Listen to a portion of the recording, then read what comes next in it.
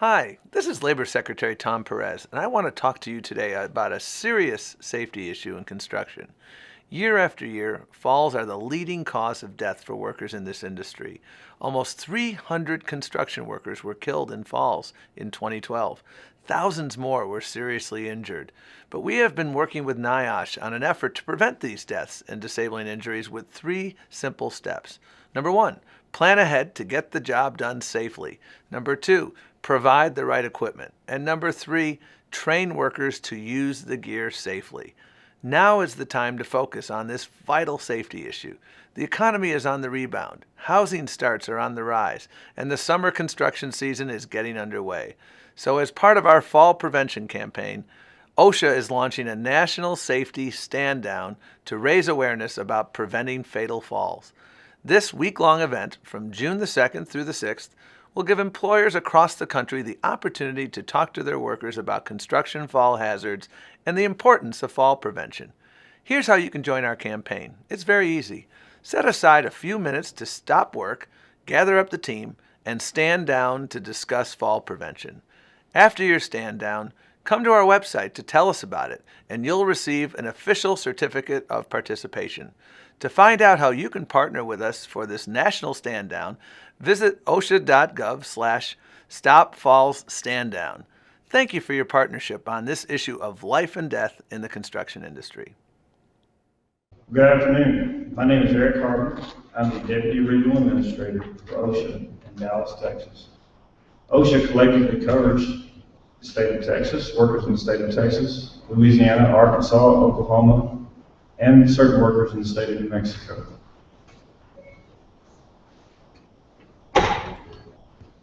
This week across the country, employers and workers are voluntarily stopping work to talk about falls in construction and how to prevent them. Thank you for recognizing this vital safety issue by standing down with us today. This week's stand down is part of the OSHA and the Department of Labor's ongoing fall prevention campaign, which was started in 2012 and was developed in partnership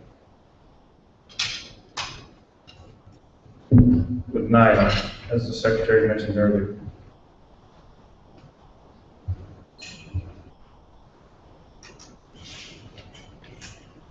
Raising awareness about fall hazards and how to stop them is a critical step in protecting workers. This is an important opportunity to review hazards, protective methods, safety policies, goals, and expectations. Among the things that workers can do is what's contained in our fall prevention campaign, and that is train your workers, plan your work, prevent falls by providing the equipment, and train your workers.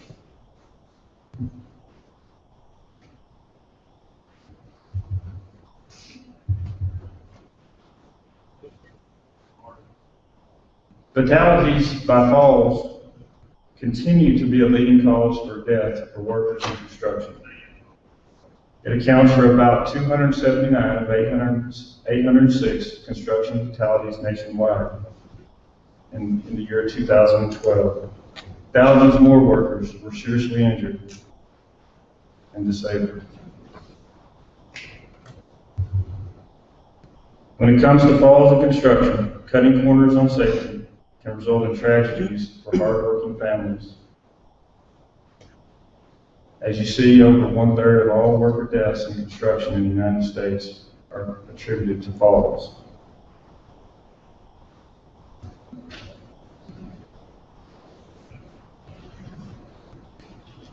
Among the top 10 most hazardous industries in the United States, 2 of them are in the construction industry, and those 2 are predominantly related to falls in construction, being roofers and structural iron and steel workers.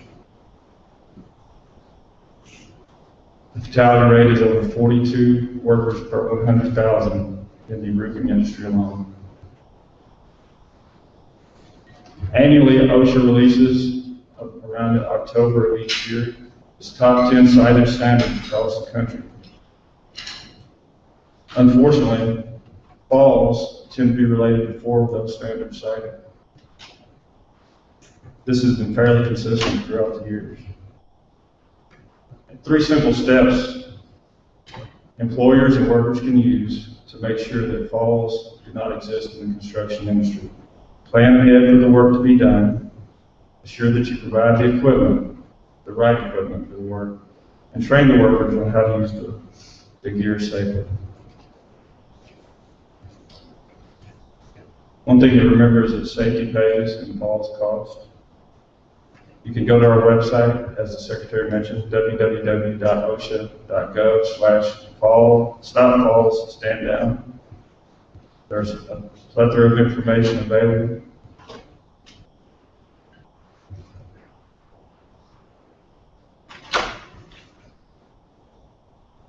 If there are not any questions.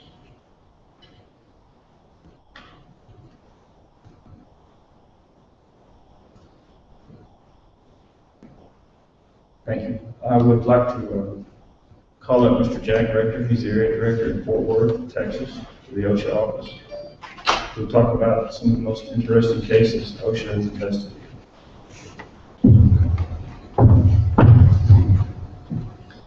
Good afternoon. As Eric said, I'm the area director of the Fort Worth area office. And today, basically what I got is I have 4 examples of fall inspections to share with you where employees have fallen from a roof. One of those is from the Fort Worth office, where I currently am right now, and then 3 of those are actually from the El Paso office, where I was the area director out there. And I want to talk about those 3 because they were actually kind of significant, because they happened over like a 1-year period of time, and they were all about similar in the issues that was raised on the site. The issues that we actually had on those 3 were so significant that what we actually did was had to issue a press release, actually go out to all the, we wanted to basically notify the fire department or anybody that's going to be up on a roof, including any other roofers or anything like that out there. One of the examples that we're going to have on there today is actually from Fort Worth, is actually an illustration of when a company actually has a very good safety and health program. But in those situations, you have to constantly continue monitoring that, make sure you're implementing the program, make sure you're inspecting the job sites, and make sure you're evaluating the hazard, and you also supervise. If you do not constantly put those practices in place, you may have failures in your system, and sometimes those failures may have extraordinary consequences. In these examples, you'll see that there are at least 4 scenarios that will occur from a fall. The best 2 and the worst 2 case scenarios. The best case is that you fall. After you fall, you don't really have any significant injuries. You get up, you kind of shake it off. You may have some bruises, some cuts, or something like that. At that point, what you really need to do is probably just stop, go home, go to the first convenience store you see on the way home, and stop and buy yourself a lottery ticket. Because you've actually did something that a lot of people do not walk away from. The second best case is that you fall and you end up with only minor injuries such as broken bones, cuts, bruises, and you only miss a little work during your rehabilitation, and your family only has to take care of you for just a few months. But then they're still going to have to go without the income and the support from you from your actual fall. The third, which is the best of the worst case scenarios, is that you wind up with a broken neck, broken back, major head trauma, and your family must now care for you for the rest of your life. If you really work hard at rehab, then maybe you'll be able to take care of some of your personal needs that you have to take care of. The worst case, of course, is that you take a fall and then you die. Now your family is left without a husband, a wife, a father, or a mother. Your family must now try to move on without you. No money, no future. You never get to see your kids graduate. You never see your grandkids. So please, if you take anything out of this today, make sure what you hear here today, you put into action. You take care of yourself out there on the job site, and you look out for each other. So with that, we'll go ahead and we'll start looking at the sites that we have here, or the inspections. Basically what you have here is you have an accident that we investigated May 23rd, 2013. Company installing glass roof panels. All they had up there was these roof panels and everything like that. The company put together a very good safety and health program. And basically what it is, you have 14 employees up on the roof, including the foreman. And what we had was we had one employee fall 22 feet. He landed on the concrete below. He was in a coma for several months, numerous broken bones, fractured skull, and is now disabled. The company had a program in place which was a 100% fall protection program while they were actually in the installation area. So what had happened in this situation was it actually had plywood over the holes where they were actually installing the glass. One employee had actually walked outside that area. So basically what he did was he unhooked when he walked outside there and went to go do whatever he was going to do. Well, after he had left that area, nobody else knew how to put the plywood back down there to where it was actually secure enough for anybody to even walk around out there. So what did they do? Inspection findings found that what had actually happened after the employee had actually walked out away from the area, he was called back by the foreman.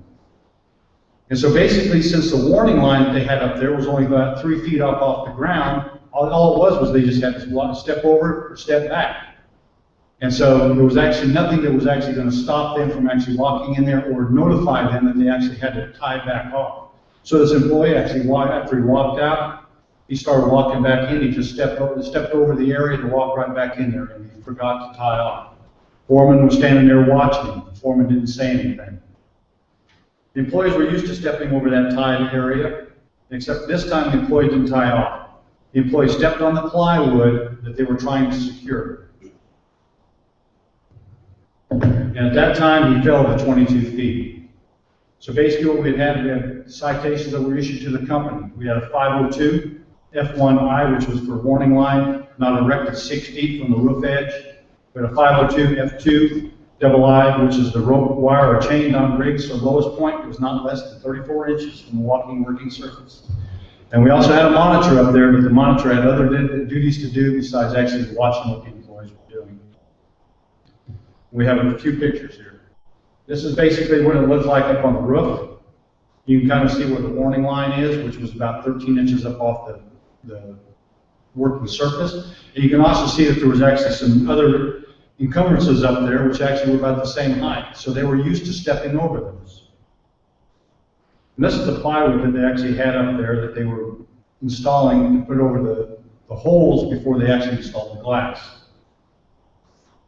And you can see right here, this is where the employee fell. Fell through the glass and fell to the concrete below. And again, luckily, he just had some cuts, bruises, or he actually went into the coma. And so actually, I mean, he survived the fall, but he is right now in rehabilitation. So what you have right there is you have the third case scenario, which is the worst of the best. Our next one we're going to talk about is the ones from El Paso. You can kind of see here that the inspections took place from May 14th, 2010 to May 8th, 2011. So we actually had about a 1-year period there. We had 3 of these falls that took place. The first one was we had a referral, which was investigated May 14th, 2010, which the company was up performing roofing work. 6 employees on site. 1 employee fell through the roof 30 feet. He landed on some toner resin bags and received broken ribs. This right here is probably your second best scenario, which is he just fell, he broke some bones, but he's actually being able to move around and do whatever he needed to do. The inspection findings was the roof deck was rotted through in several places. What had happened was the company didn't inspect the roof for structural integrity, no fall protection was being used, and they did not cover up the skylights. The citations issued in this case was a 501A2, which requisite strength and structural integrity of the roof, 501B4I, which was fall protection for holes, and then 503A1, which was for training. You can see here, we're actually in fall right through the roof, and you can kind of see up here on the top where he had actually fallen through, and you can see where it was actually kind of rotted.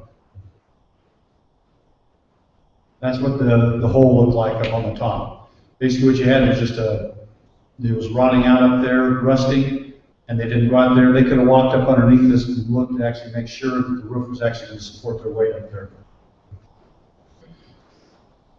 Our second case involved a fatality investigation, August 25th, 2010. Company performing roofing work. This is your worst case scenario, by actually times two in this case. Two employees were on site, a father and a stepmother. They were working up on the roof. The stepdaughter fell through a hole 25 to 30 feet. She landed on the concrete below. Needless to say, she did not survive. So in this situation, how is it that you, as your stepfather, now you've got to go tell that mother that her daughter has passed away on the job site? Inspection findings. The roof deck was rotted through in several places. The company did not inspect the roof for structural integrity. The fall protection was not in use, and unguarded skylights. Citations of 501A2 represents strength of structures of the roof, fall protection for the holes, and then the training. You can see here where she actually fell through.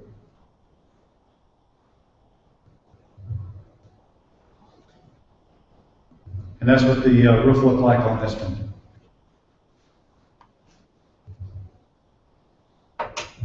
Our final one is actually a referral investigation. It was May 4th, 2011. Company performing roofing work and repair on the school. And this is actually your best case scenario right here. The employees were on site. The employee fell through the roof 14 feet onto a table in the teacher's lounge because they were working at the school. And all he did was he just suffered some minor injuries. But again, we had where they fell through the roof. Inspection findings were almost exactly the same. Roof rotted in the deck. Through several places, the company did not inspect for the structural integrity of the roof. Fall protection was not in use. 501A2, requisite strength and structural integrity of the roof, was issued. 501B10 for fall protection, and 503A1 for the training. And you can kind of see off those last three right there that they were actually all the same. And so we didn't know if we were actually running into like a trend out there, if this was just going to be something that we were going to find a lot more of. So that's why we went ahead and issued the press release to actually let everybody know, hey, you need to go up underneath there and actually inspect those roofs before you get up there.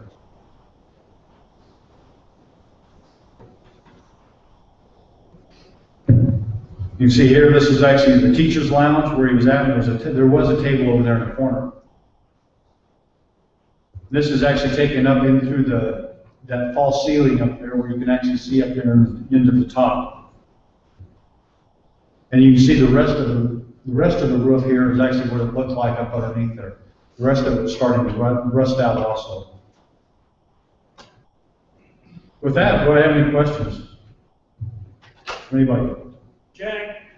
Yes, sir. Did your people, when you were on top of the roof, was there any visible damage on the top of the roof? Because it looked like the roofs had insulation and things that would obscure you being able to actually see, the roof members themselves.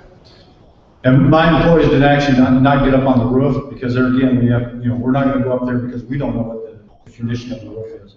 The only thing I can sit there and show you on these is that actually from below, where any of them have that opportunity to go look, if whoever was actually inspecting the job site or actually going out and bidding the job, then they could have walked in when they were looking around, they could have probably actually seen that. Any other questions? Well, again, I want everybody to make sure if you're out there working in the construction industry, you're exposed to a fall, you need to make sure you protect yourself. Appreciate it. Thank you.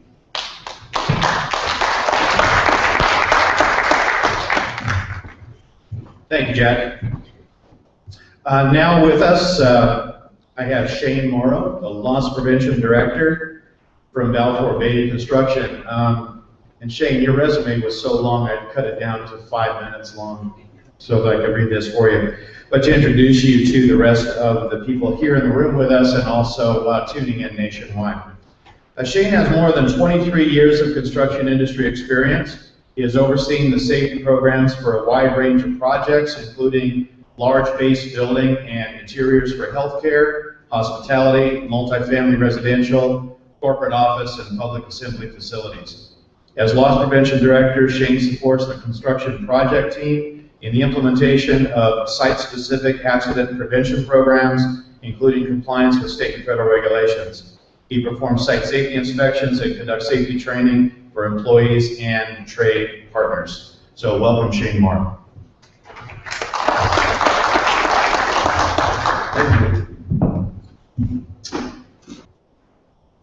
All right, today we're going to talk a little bit about kind of the history of where construction came from and kind of where we started with fall protection, just a little bit, and then we'll kind of get into what kind of systems are out there and available today. Because what's available should mitigate most risk that we have. Looking into a roof membrane before you go bid a job is a little bit different, but if we're out there on a project and we're building it, there's several opportunities to use fall protection and several different systems for it. Whenever I came into the construction industry, the fall protection that was allowed for me, or at the time was available, was a body harness, or actually a waist belt, and a rope lanyard. That, if you fell in that and fell in the wrong way, potentially you could break your back. So today we have full body harnesses, we have self-retracting lifelines, we have shock packs built into lanyards. We have all kinds of equipment that we can use to prevent the injury in the event that you do fall and you do suffer an arresting fall. So, and then also we're going to talk about eliminating risk. We have a big campaign right now to try to remove the risk from the employees, and there's several ways you can do that. We've got some slides to talk about it. Reducing risk, fall rescue training, fall protection opportunities, and opportunities for improvement and making a difference. So we have prevention, and then prevention, you also have engineering and administrative controls. Prevention is like guardrails, warning lines, controlled access systems.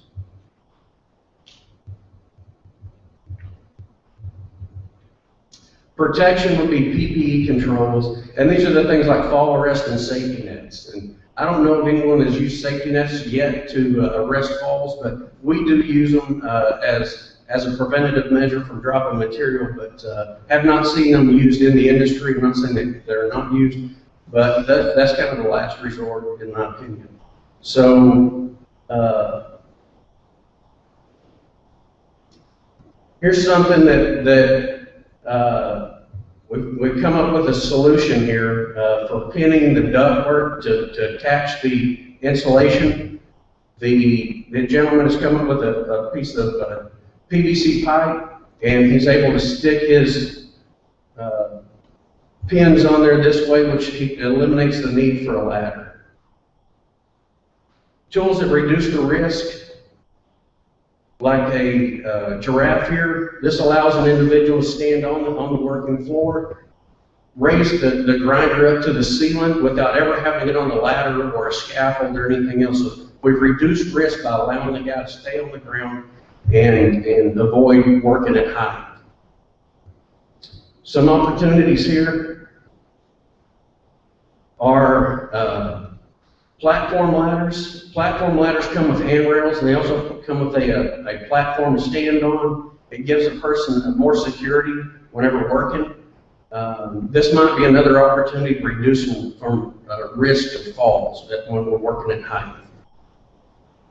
Whenever we do have people working at height, an opportunity for us also is to, if an individual has fallen, we have to save them.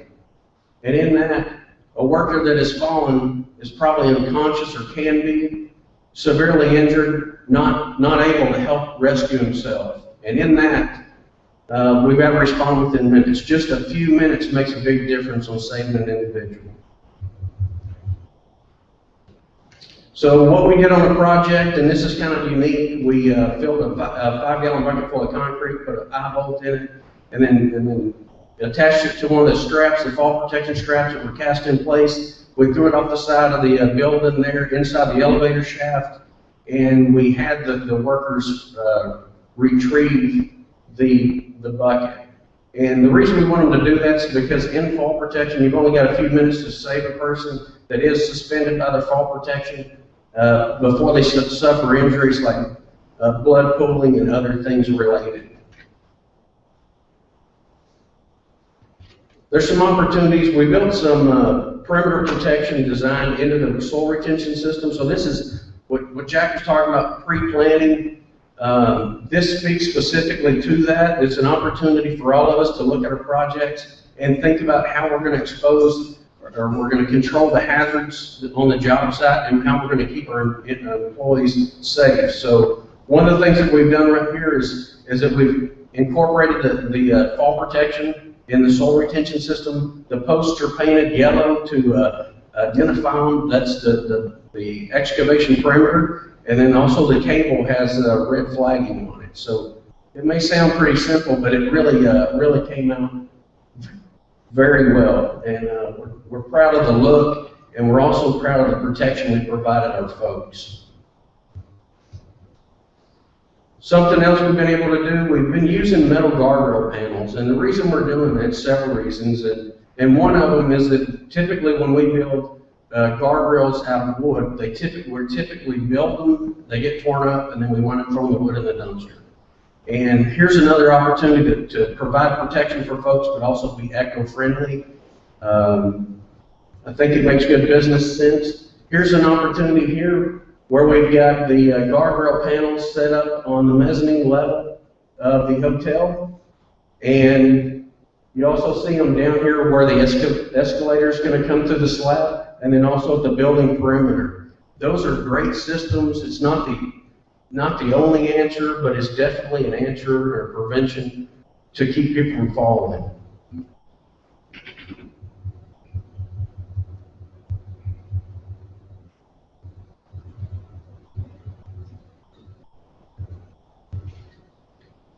All right, this next slide, we've got cantilever debris netting. And the debris netting is very crucial for us when we're building projects. The potential to drop something on somebody around the building is very, very high. So today, in today's day and age, with the speed at which we have to build, we really have to incorporate a lot of systems into the build of the job. So in this, we pre-planned cantilever debris netting around the perimeter. You'll see it's missing right here and here. That's due to the fact that the landing platform for material storage or the material that's for the forming operation leaving, and then you'll see it stops here because we're about to raise the elevator up a little bit. So it has some limitations. To help with that, we also asked our forming contractor on the guardrail system that's on the formwork to put debris netting up and around there. And this is just falling material for sure, but it also gives you another sense of security when you're up on those elevated decks and you're looking at, you're looking at 200, 300 feet down, and what safety measures are in place. It makes you feel a lot better. Now, there are some opportunities where we still use the wood guardrail systems, and sometimes you have to use signage to let people know what the actual hazard is. So right here you see the confined space. It's a great place to stick your signage, but also if you build the guardrails, I want to emphasize how we build them. It needs to look professional. If it looks professional, it will have the effect of what we want.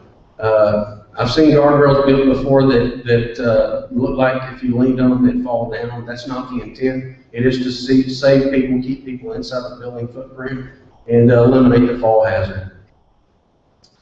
Here we have the metal guardrail panels, and this is probably one of the scariest places for me on the job site. And the reason I say that is because in the elevator shaft area, we have a lot of work. What we still have going on up top is we still have the construction of the building. So we have formwork up top, and then we have these open shafts all the way from every floor, all the way from the basement, all the way to the forming area. And what typically happens, because the speed of the build is much faster than what it used to be, we have to have people in the elevator shafts working at times. So what we have done, and you can see in the photo, is that we have cantilevered out platforms in there that provide a level of protection for material drop. And then we've also sectioned off the primary area for entry by wood guardrails, and then we also sectioned it off with the metal panels here. What that's done is given us several levels of protection. Inevitably, you find people that want to get into the elevator shaft area. For me, that's scary again, because if a guy drops, he could drop 300-400 feet pretty easily. 6 feet, 7 feet, 10 feet would be too much for me. So this is something that's, we looked at it and we thought, you know what, we need to come up with a schedule of work activities. When can we work people in the elevator shaft when they're not moving the forms and when they're tied to the structure soundly? So we came up with a schedule, and no one was allowed in the elevator shafts unless it was verified that there was protection in between them and any work above them, so that we didn't have dropping material, which is related to falls. And then also periodically we would put the platforms to eliminate the straight fall of 300 or 400 feet. Something that we've done with these metal panels, and again, I keep talking about these, but they're very easy to use and they have a lot of benefit. And here's the benefit that I see, is that we had on several levels where we couldn't get scissor lifts onto the floors because the structural capacity of the floor wouldn't allow it. So we had guys that were on stilts, and stilts provide also another fall risk if the guardrail's 42 inches and the guy's on stilts and he's up there 3 or 4 feet, he's over top of the guardrail. So the potential is to go over the guardrail and off the side of the building, whether inside the building or out, because we have holes for stairs, elevators, mechanical shafts, and then we also have the perimeter, which they fall all the way off the building. And we really were concerned with that, so we took the manufacturer to task, and we wanted to know if these panels would hold. They're rated for 300 pounds, so we stacked them and asked them if we could stack them on top of each other. So we could use that to allow the guys to use their stilts and still maintain fall protection for the folks while they were working. And it worked very well. These set up very easily, and really the contractor came back to us and thanked us just for providing that level of protection. But the real message was that it was so easy to set up that they took it on their own and did it themselves and was successful in their job. You'll see that on our hoists, we fully wall the area around the hoist, and we limit the amount of space in between the door and the car. And the reason for that is that somebody potentially could get in between the car door and the door leading into the building, and we wouldn't want somebody just standing in there, because if you allow enough space, somebody can potentially just stand in there when the car is passing. So we've kind of eliminated that. Another thing is you'll see the metal guardrail panels setting up to the sides, and then we've got a landing platform right here, and we use those panels to provide protection for that as well. Whenever we were talking earlier about pre-planning, this is something that is an understatement. Planning for safety and construction, because we build so fast these days, is so crucial that if you don't plan for it until it's time to do that activity or perform that scope, you're going to be behind. And so what you've got to do up front before you ever get started is look at all the hazards that exist within the building and come up with a plan. These guardrail systems that are on this building right now, that probably took a carpenter crew at least a week to build, just in this one area. So looking at the time and trying to get the people up to the elevated area safely, you've got to plan that stuff into your day. Now I want to share a story right here. This is just a hole cover, and we talked about hole covers earlier. In 2006, I was on a job, and we had a guy that was new to construction. He was new. He was about 9 days in the United States, and he was probably 6 or 7 days on the job. And I didn't know the guy existed. At that point in time, we didn't have a new worker or at-risk worker program.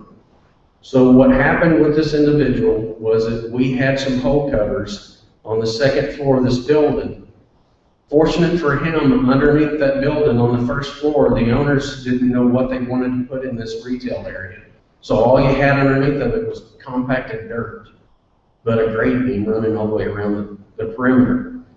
His foreman told him to pick up all the plywood on the project. This guy is making, I don't know how much money an hour, but he feels like he's making good money for his family, and he doesn't want to let anybody down, so he goes pick up the plywood, and he's picking it up, and then he goes to this other piece that has hole written on top of it. It's cleated so that it doesn't get misplaced or displaced, and he picks it up and walks forward and falls 19 and a half feet down to the dirt below. What happens is he winds up breaking his pelvis, his elbow, and his wrist. When I went out there and saw him, his head was about 6 inches away from the concrete grade beam, which to me spelled disaster had he been 6 inches over. In that moment, we for sure got him help and made sure everybody was clear. We protected the area and then resolved the hazard. But we also had to take some time and start thinking about how it happened and why it happened. It had a hole written on it, but whenever I looked at it from a distance, the plywood cover didn't look like anything other than the plywood decking they use on the formwork. So really the guy looked at it and he probably didn't see what it said, and he picked up the plywood thinking it was decking, and he threw it in the dumpster it was going to. So we came up with this plan to paint the plywood yellow and then put some black stripes on it. It's not the only answer. It is very functional. You can tell when you walk on a job that plywood is different from any other, and there must be a reason because it's painted and it has certain things. What we wind up having is that sometimes the mechanical guys, if they put these plywood pieces down and they just bang 16-penny nails into the concrete slab, the mechanical guys, the plumbing guys, the electrical guys can't pull them out and can't reinsert them. So what we started doing was using tap cons to put them in, secure them, and then we asked then at that point that if anybody was going to remove a hole cover or a guardrail, they had to ask permission first, and then at that point they needed to tell us what they were going to be doing, how they were going to do it, how long it was going to take them to do it, and then how they were going to protect themselves and anybody else. So that kind of controlled the situation.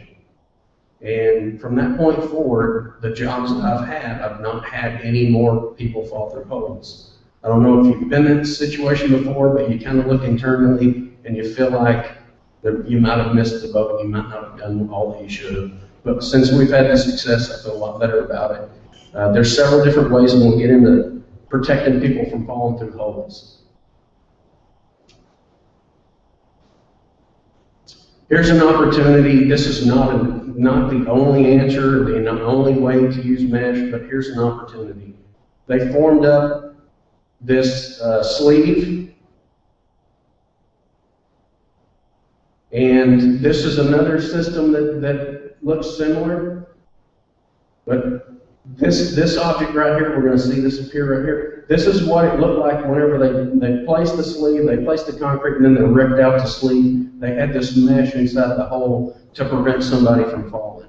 That's another opportunity. I still like the hole cover on top of it, but that's good planning. And again, if you don't plan, you're going to fall behind quickly in this business because of the speed at which we have to build. Vertical netting is something that we've used several times and we're going to continue to use because it provides so many benefits. Falling debris, we can do our work inside the building whenever we've got the mesh up. So you can see we can use it on multiple floors, and we can continue to do our business inside the building and provide protection for employees from falling out and also debris falling out and hitting somebody below. See the shoring? This is something that's not an employee ship falling, but it's definitely an object falling. What I'm looking at is here is the shoring. It's been tied back to eliminate the event that if it comes undone from the structure, that it wouldn't fall out outside the building and hit someone. Here's an opportunity that we've got the mesh in place, but we've also got a cast in place strap to tie off to. That again is a lot of pre-planning and a lot of opportunities for somebody to work safely up there, because typically when a guy goes up, he doesn't have a hammer drill to drill a hole and something else to put an anchor in, and he has to do that every place he has to work. So trying to step out there and get in front and try to eliminate the barriers from working safe. This is also another opportunity to get mesh underneath the formwork. I call this stick framing a little bit. What happens is you've got to put your aluminum beams out, and then you've got gaps in the formwork where a guy could potentially fall, or a piece of equipment or some of that material could fall. So they put the nets underneath of it. Again, that's forward thinking, knowing that gravity exists and it affects everything we touch, including us. We have to eliminate the potential for something falling. Fall protection is as simple as ABC. A is an anchorage point. B, rated at 5,000 pounds. B is a body harness. What I said earlier is I wore a body belt whenever I started in the business. Now you have a body harness, and it's a full body harness. It almost looks like something you'd use if you were parachuting.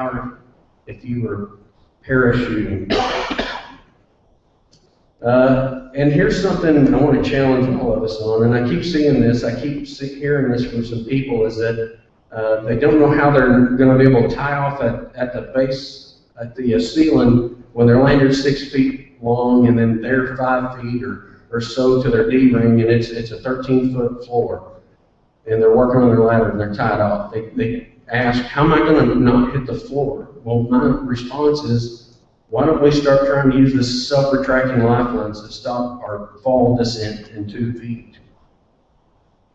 Here's a system that's out there on the market today that's an opportunity to tie people off to. You see that they've set it up in place. They've got this arm cantilevered out, and they've got their self-retracting lifelines tied to it. You can grab the hook, put it to your D-ring, step across into the fall zone, and you're protected. Here's another system where they've taken a horizontal lifeline and wrapped it around the rebar coming out from the termination of the column, and wrapped it and tied it off to the other end of another column. Vertical lifelines used to access work platforms is a very good way. It's a lot of good planning involved. They've got to climb that. In the event that they fall off the scaffolding, they could potentially, they could save themselves just by being tied off to the rig. Cast in place concrete straps, we're using those a lot these days, and potentially more so here in the future.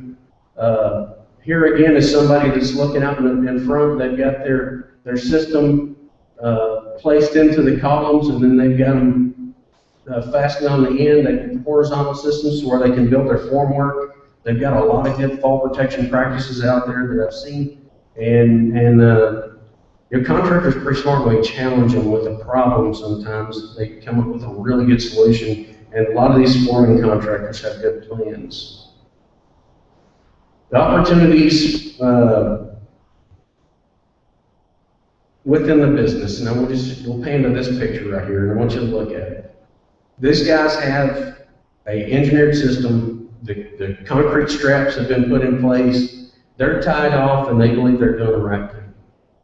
The problem with this is that the system's not made to have a knot in the rope, and it's not made to have sag like that. We have a contractor who bought them the equipment, but we really didn't teach them the right way to use it. So that's what I see a lot, and the opportunity for us is to see those individuals and call that out, and we have to facilitate change, and in that we have to be proactive in engaging in conversation. And sometimes it's uncomfortable conversation, but we have to push people into considering what we're doing today may not necessarily be as good as what it once was when we started doing it.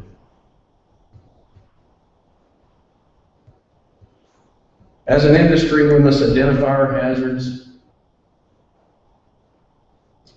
associated with our scope, and that means each contractor has a specific scope of work that they have to do. Now in that, I think we all have to identify our hazards. We have to understand what are we putting our folks up into. Understand the level of risk, because everything has risk. There's varying levels. Train our workforce accordingly. And this one right here is something that I'm not seeing a lot. There's a lot of good contractors that do train their people, and they do train to fluency, but there's some that don't. They just give them a one-time training, and they give them the equipment, and then they expect them to do the right thing. That's a fallacy. And we've got to correct that if we're ever going to get past some of these things. The next thing, and this is the one thing that's typically skipped, is verify training is effective. Again, we train them once, we give them the equipment, and then we turn them loose and we don't go check them. We need to inspect what we expect. And that's huge for all of us. If you're managing people, if you're managing people out in the workforce, if you don't tell people what you want them to do, show people what you want them to do, check up on them, making sure that they're doing what you want, and then at the end of the day, you have no right to expect that they did what you wanted. If you've been in business or been a manager long enough, you'll know that to be true, because if you don't do those steps, every time you'll come at the end of the day and you won't get what you thought you had or wanted. Falls can be prevented. Resources are available. Reach out when you need help, and let's make a difference. That's my time.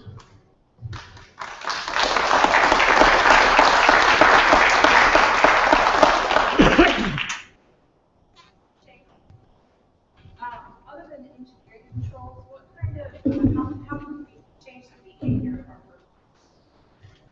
workers? That's a trick, because in the industry, what is common is that changing the behavior means running the guy off. It means when you find somebody that's doing something wrong, you typically chastise them, and then you remove them from the project either 1 day, 3 days, or completely. And in changing behavior, we have to look a little bit internally and understand what our role is and what actually are we responsible for. If you're a leadership type person, and you've got people that are working on the job site, you've got to identify the hazards that are out there. In that, you've also got to go to the contractors and the employees that are working for you and understand if they know what's out there. So for me, I think changing the way we talk to people is huge. I think understanding that we have to play more of a proactive role in initiating change is another big step, and that's it's uncomfortable sometimes. I think we've all got to look at ourselves and say, hey, are we doing the right thing? Once you've been through a few of these injuries, or even investigated a fatality, you kind of understand what the family goes through of the injured employee, what your team out on the job site feels at the time of the injury or fatality even. And you've got to understand that right there is something to fight against. And how you fight against it is you change the atmosphere out on the job to where people can't ask questions. And proactive planning is the best way to get around most all of this. You got to sow the right culture in your job site.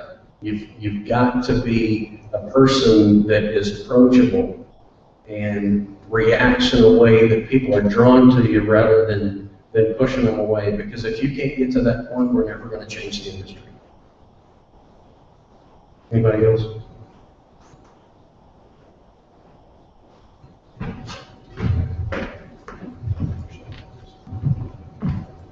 Well, thanks, Shane. We're a few minutes ahead of schedule. We're going to be taking a break here in a few minutes. I'd like to just take this opportunity to thank some folks for making this happen. First of all, to our Dallas OSHA Regional Office and the representatives here, thank you so much for making the call. Judy, where are you? in getting us and you together to make this happen. Also, Jack Rector from the Fort Worth area office. Thank you, Jack.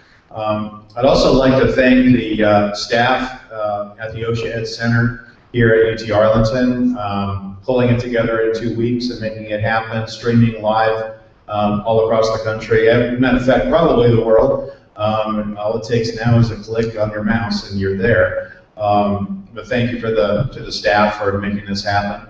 Also to the great staff here at the Maverick Activity Center at UT Arlington for their part in making this facility available for us. Also to our IT department and the people that put on the actual broadcast for us and make all of those funny electronic synapses happen so that it all comes off without a hitch. I appreciate everybody's help. By the way, so you know who I am. I'm Matt Kerr, the director of the OSHA Education Center here at UT Arlington. And with that, we're going to take a short 10-minute break and let the folks here in the audience stretch their legs and have some refreshments. Also down front, in front of the stage, we have some great takeaways for everyone with some handouts and so on to help facilitate the stand down this week and into the future. And for those of you at home, you can run away from your computer screens and go do whatever it is you need to do. And I will see you in about 10 minutes. Thanks. All right, welcome back, everybody. I hope you had a nice break. My part of the presentation is going to focus right now on just what can we do in a stand down. A lot of people ask me all the time, what's a stand down? I think that's been well explained. But a lot of people get hung up then on what to do next. The subject of my talk is just a general fall prevention, but that's pretty much the subject of all week. But what I'm basically going to do is lay out a typical training session, I guess you could say, where you can take 15, 20, 30 different PowerPoint slides, which are available just about from anywhere, or make it yourself, and present it in about 15 minutes over coffee and donuts, or during break time, or like in this week, during the actual stand-down session that you're going to hold. So let's go through this, and then I'll take any questions afterwards. First of all, when you set up any kind of a training session, you want to take a look at what's your ultimate goal of the training session, and we call this, in my world, the terminal learning objective. That's a big $9 phrase, which basically means, what's your overall goal? What are you trying to get out of this particular session?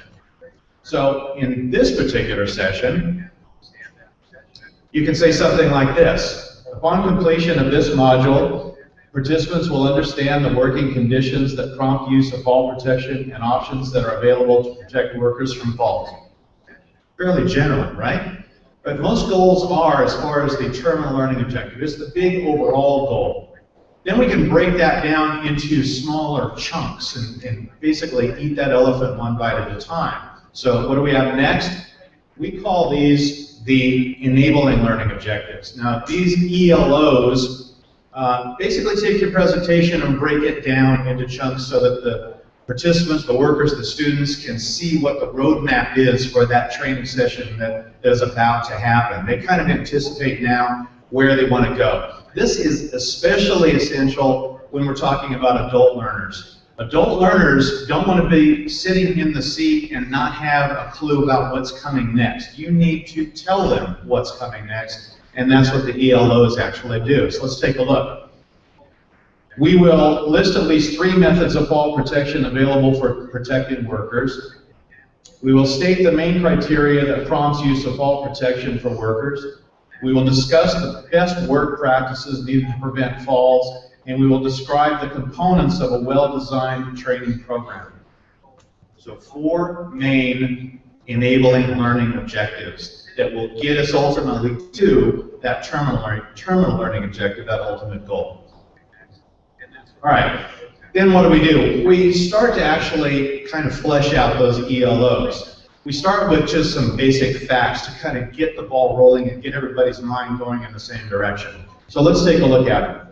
Falls are the leading causes of death in the construction industry. And what are we doing here today? And what are we doing here all week across this country during this stand down? Ultimately, we're trying to save lives. We're holding training sessions, we've got lots of handouts and brochures and posters up, and everybody is talking about it, but what is the ultimate reason why we're even here? It's that first one. We're here to save lives, and if we can just save one life, it's been worth all of the effort, all today, all this week, all for the rest of our time to save that one life. That's the real reason why we're doing this. Most fatalities occur when employees fall from open-sided floors and through floor openings. Falls from as little as 4 to 6 feet can cause serious lost time accidents and sometimes, even death. Open-sided floors and platforms of 6 feet or more in height must be guarded. Again, I go back to one of the photos that Shane showed us, where people were trying to use fall protection. They had a horizontal lifeline, a slack one. We had a full body harness, we have a lanyard, and so on. He was up on the ladder, and what did we see? A sagging horizontal lifeline and probably a 6-foot shock absorbing lanyard attached to the harness. But he was up a ladder, and did you notice, did anybody kind of do the math in their head that if he fell, he'd still hit the ground? And look at that bullet there. It falls from as little as 4 to 6 feet. Well, he was about 6 or 7 feet up a 10-foot step ladder. So he, wearing all this fall protection, thinking he was protected, he could still hit the ground. So even the small falls, the short falls, still can hurt. Off of this platform that I'm standing on, maybe off of something even shorter than that. Okay, let's take a look at our fall protection options. We have personal fall arrest system, guardrails, safety nets. These aren't the only options, but we call these the big three. One of these actually is an engineering control that would prevent the fall in the first place. That's the middle one, the guardrail system. The safety net on the right would prevent you from hitting the ground if installed properly, but the fall has already occurred. And when you hit a safety net after falling about 30 feet, that might hurt somewhat as well. Maybe even cause an injury or two. On the left, we have the personal fall arrest system. Shane went over that very well with a full body harness, the lanyard, and an anchorage point. The ABCs of fall protection. But what has happened already? The fall has already occurred. And with a personal fall arrest system, now you have your worker hanging in the harness that just saved his life, could now actually kill him. Shane mentioned some of the problems with hanging in your harness too long. Orthostatic trauma is one of the big ones that we talk about in class. So we need to get to those people fast. You have to have rescue teams available somewhere that you've identified in your planning process so that we can get those high-angle rescue teams to that person in a short amount of time and bring that person safely down. But again, it saved your life, and now what's happening is threatening your life as well. So of the three here, I think we would all agree, guardrail systems of these three would be the method of choice because it truly does prevent the fall in the first place.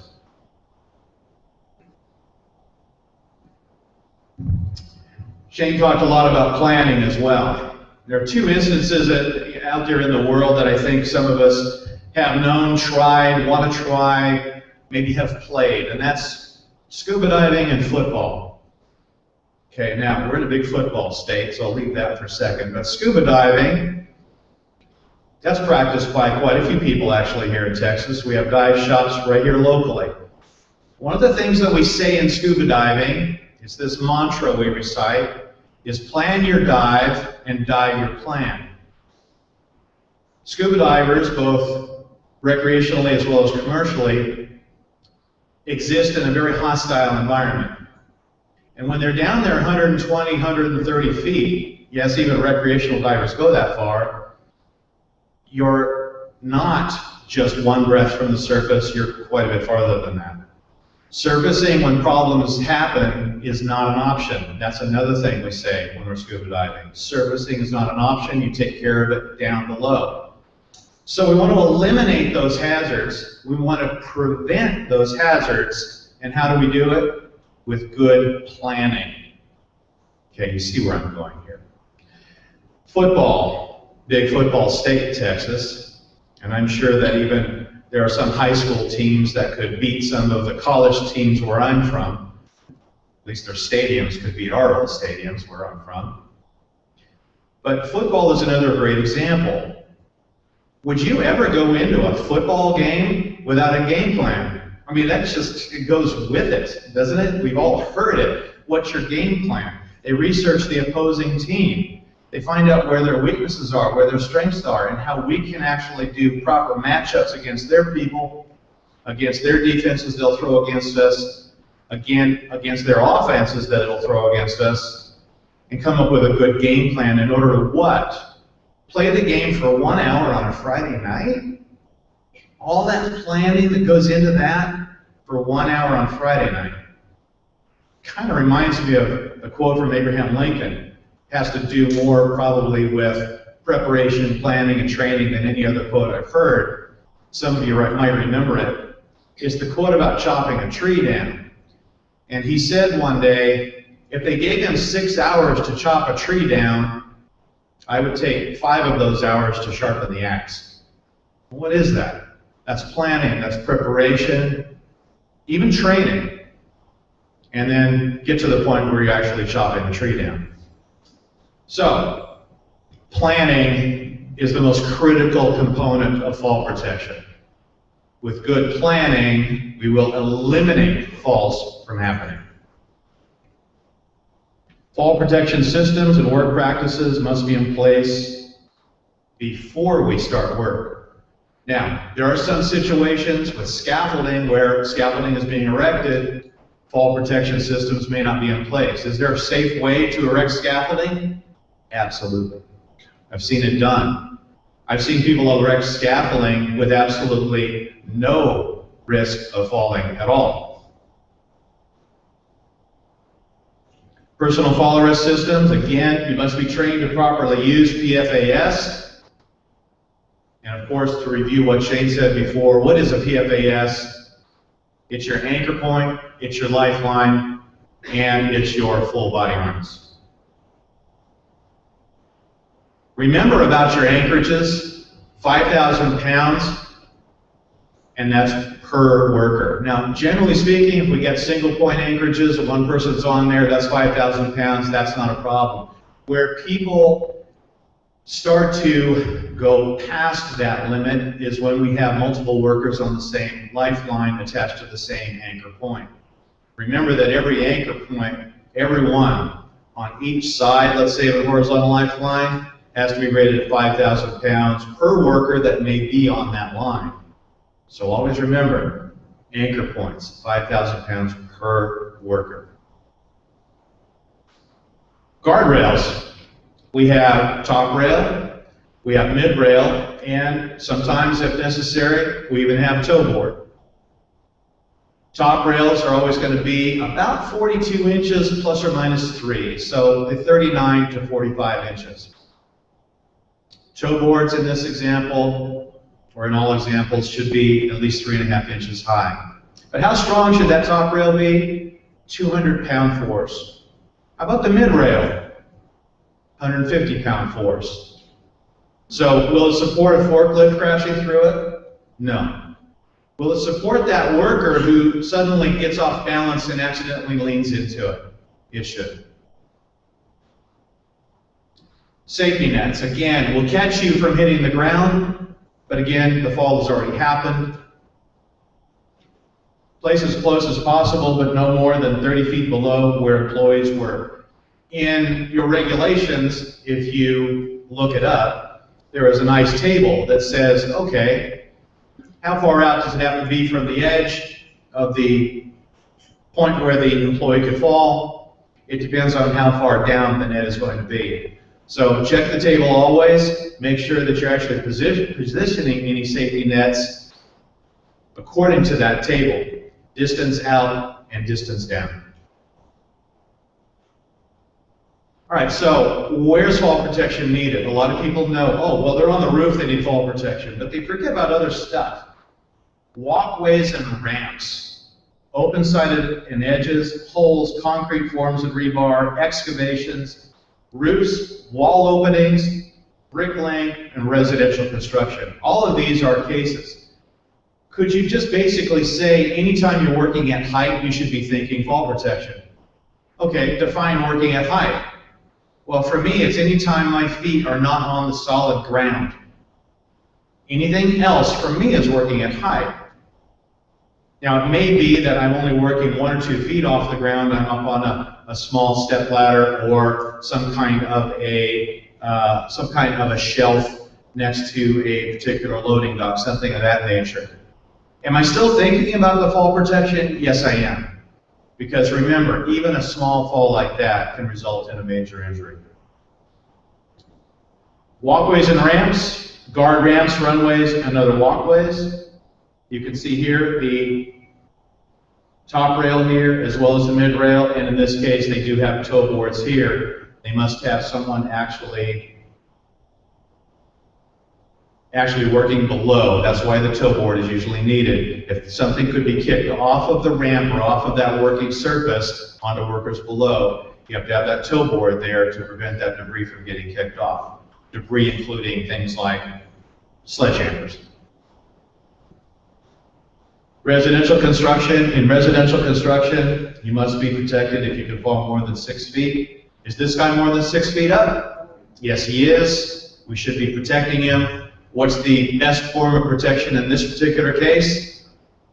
I would say, yeah, you're right, guardrail system. Now, a lot of people say, oh, it takes too much time and effort and cost to put up these guardrail systems. No. If you've done any research lately, there are so many products on the market now for temporary guardrail systems that are easy to assemble, disassemble, and they're very good as far as the way they've been engineered to provide for safety.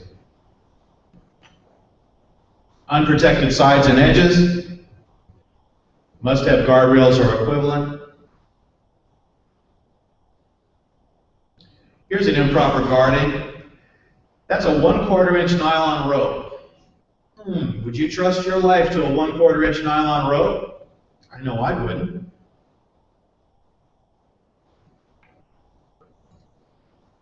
And here's a skylight issue, and we've been talking a lot about that actually in the last couple of years.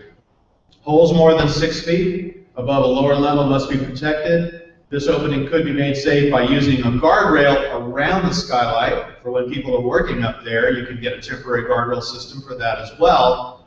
And then also an option is the engineered protective covers that go over skylights that can withstand the impact of a human falling on top of it without actually falling through.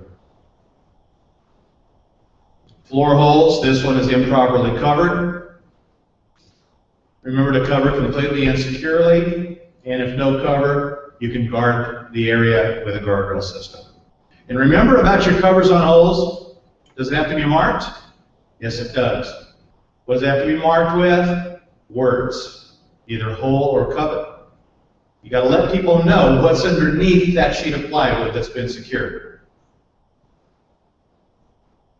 Concrete forms and rebar. Use personal fall arrest system when working on formwork or rebar.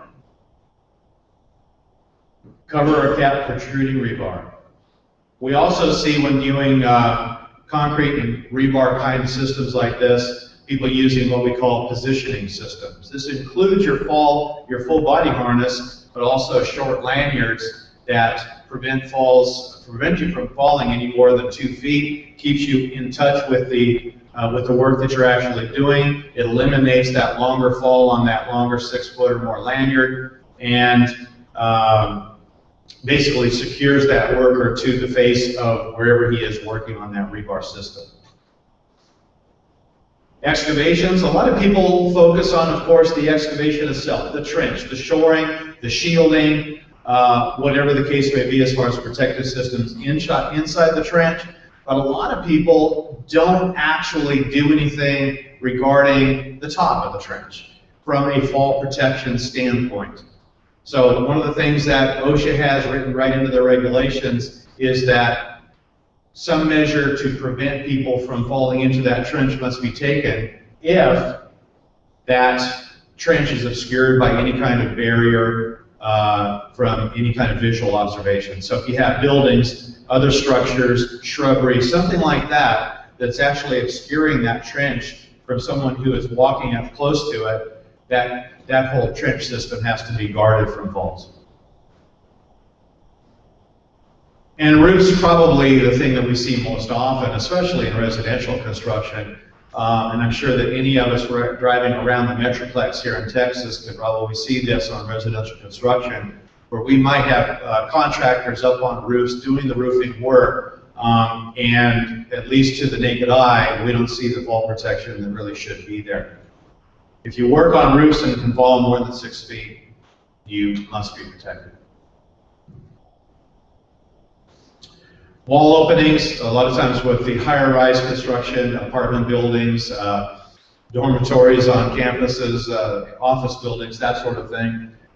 You will see these door and window openings in the sides of the walls. And these have to be protected until those fixtures are actually installed. These must be protected as if it's an open side, which in fact it is. So good work practices. Perform work at ground level if possible. I remember in the old days, they used to actually do residential roofing where they would actually construct a lot of the roof while up on the roof. Whereas now, they're putting all of that together on ground level and then craning that roof right up onto the plumbing line existing structure. So it eliminated a lot of that work that was being done at height, because all of that work's down on the ground and then just lifted into place. Tether or restrain workers so they can't reach the edge. A lot of people call this using a dog leash system. It's basically a restraint system. If I were to walk over near the edge of this stage and I had a proper restraint system on attached to a point behind me somewhere, and it was adjusted properly, I could never even reach the edge of that stage in order to fall off. That's what's called a restraint system. Use conventional fall protection, such as your guardrails, safety nets, or PFAS, the big three. We can also do things like designate and use safety monitors. Now, this is one of the options for fall protection compliance.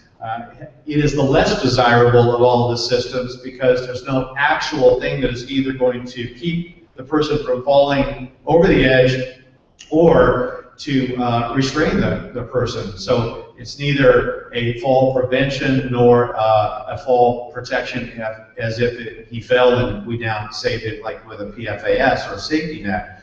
This is simply a safety monitor who is warning people when they're getting too close to the edge or when they're about to trip over something like that.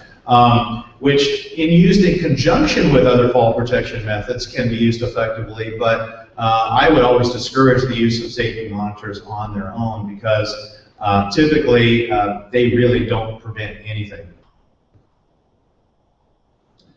Employers should provide fall protection training. Again, sharpening the axe for 5 hours. The training is to teach employees how to recognize hazards and how to minimize the hazards. Training should cover things like the fall hazards that are going to be at that particular job site, fall protection systems that are going to be in use at your job site, and also use of any fall protection devices.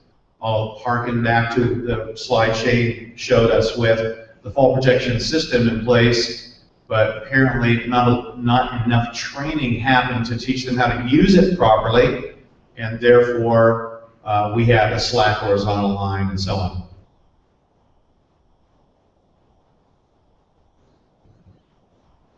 All right, so when you're doing a training session like this, even a short one like this, what we do is then review so that we reinforce what we've just done. Well, how do we review this? We review it by restating the original enabling learning objectives, the ELOs. So by restating it, we put everything in the past tense. In this module, we, and then these are the 4 ELOs restated in the past tense. We listed the 3 methods of fall protection. We stated the main criteria. We discuss the best work practices, and we describe the components of a well-designed training program. But I want to add one more thing to the training program part, because training is my business. One piece of training is never enough. You have to reinforce that with a continuous cycle of training, a continuity of training. I would rather have you do 15 minutes this week and 15 minutes every week thereafter than have you in a class for 8 hours and then not see you again for the next 5 years. It's that reinforcement that builds skill. It's the reinforcement that builds competency. You can't do it all in one time. How many people crammed for a final exam sometime in their life? It could have been middle school, it could have been high school, it could have been college. We all crammed for that final exam. We passed the final exam. And then a week later, how much did we remember of the final exam? Yeah. Any training that you take today, if you do not reinforce it sometime in the next year, 1 year from now, you will have lost 90% of everything you did today. 90%. That's like not having the training at all. So take the training today, take the training this week, participate in the stand down, but don't make this a one-time shot. Give it your all the time, every day, always reinforce, do repetitive training, build that skill set, build the competency, and you're going to save some lives. Thanks. Any questions?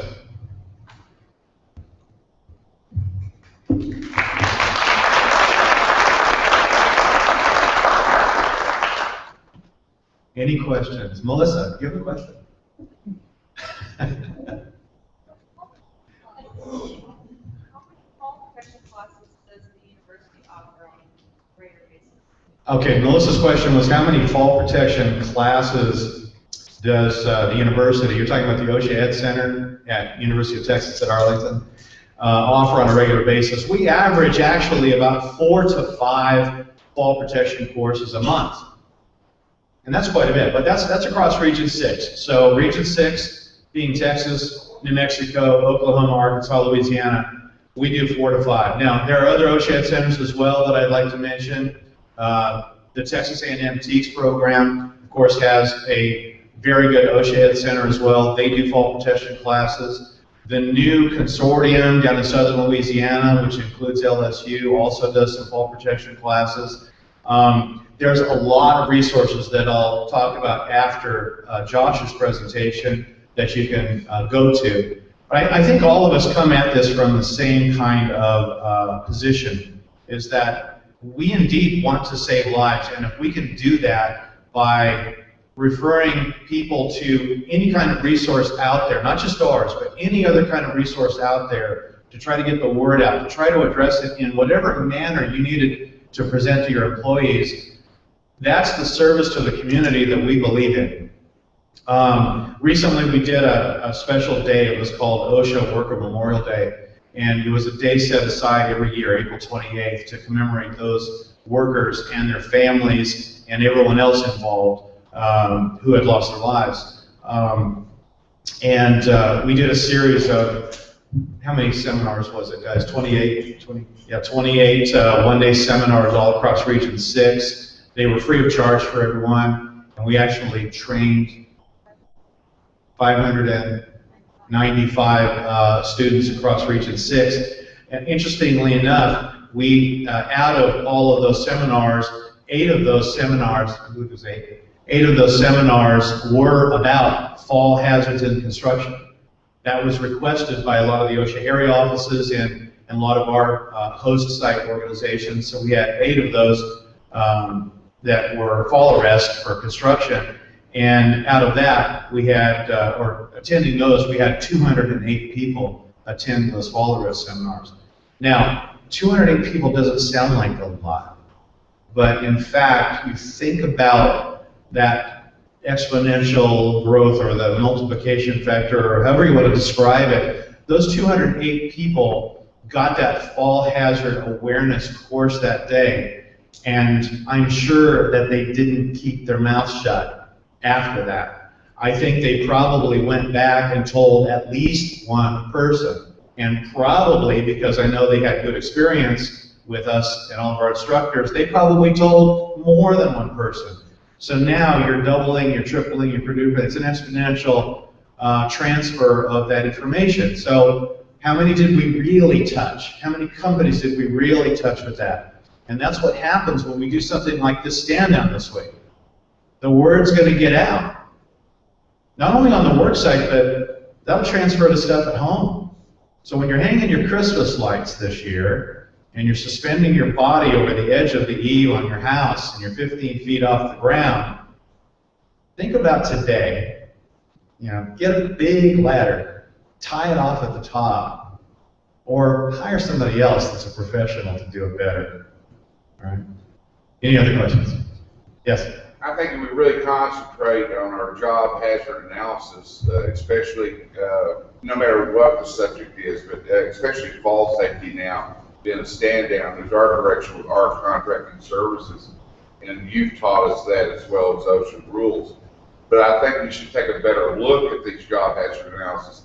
Don't take them as they're there, they wrote them up, and make sure these guys are getting in a group together and having this discussion together and not separated and not listening to what's going on every morning. That's a great comment, and for those of you at home or at work that didn't hear it, the comment was that we should be paying more attention and making the job hazard analysis that we do on a job site one of the, like say, cornerstones or centerpieces of our, not only our overall planning, but just of the daily job safety briefings that we do. And getting all the workers together and go through that JHA, and there are different acronyms that apply to the different kind of thing we're talking about, but basically it's analyzing or identifying and assessing or analyzing the hazards that are on that job site, and going top to bottom, every part of that job site where the hazard might exist, be identified in your job hazard analysis, and then everybody on that job site get together as a team on, let's say, a job safety briefing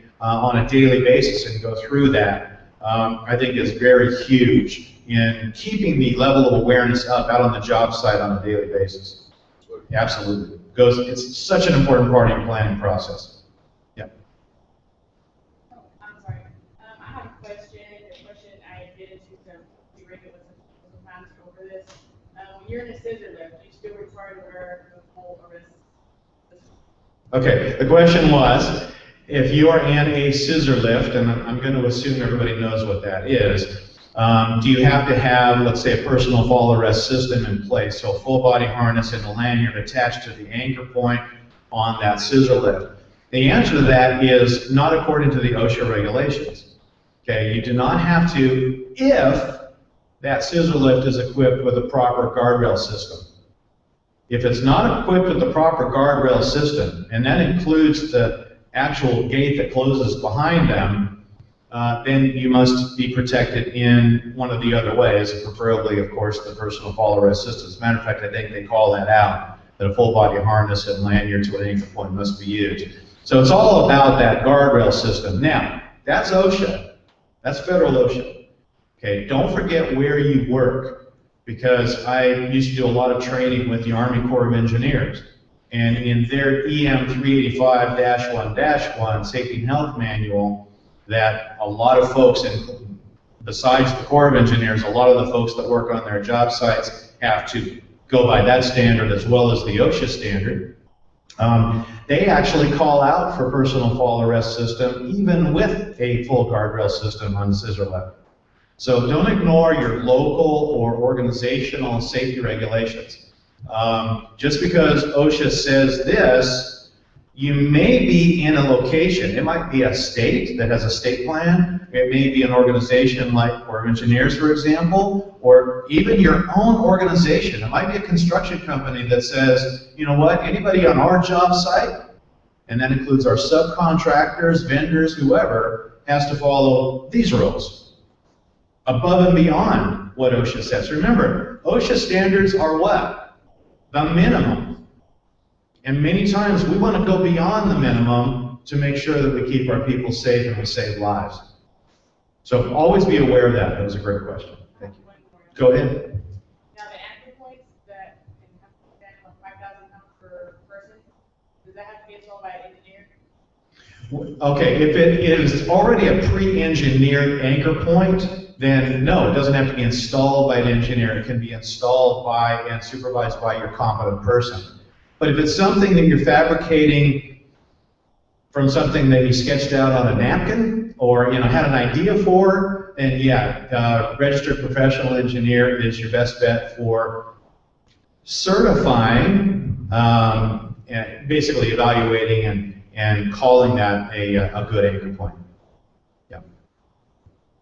Good questions, thank you. Any other questions? Okay. Well, it is my profound pleasure to introduce to you the Assistant Regional Administrator for Cooperative and State Programs from the Dallas Regional Office here in, or Dallas OSHA Regional Office, Mr. Josh Fletcher.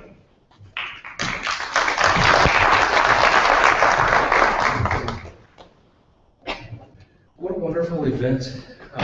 Events like this get me really excited. I always want to thank everyone. I have to start out with thanking the University of Texas at Arlington, Matt and Melissa, their staff, the IT folks that put this event together. He wasn't lying when he said they had 2 weeks to do it, and we do appreciate that. Thank you for being our partners in this effort. Thank you for joining with us and launching this National Fall Stand Down that we're going to talk about.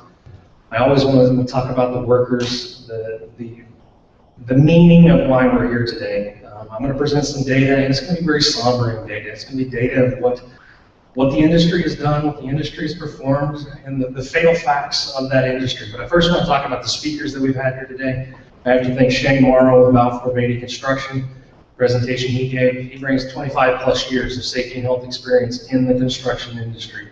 A valuable tool, a valuable asset, provides very great insight into what's going on in that industry, what we need to do to improve that industry, the culture behind the industry. So I have to thank Shane for coming out. I want to thank all of the other OSHA folks that participated today, Mr. Recker from the Fort Worth area office.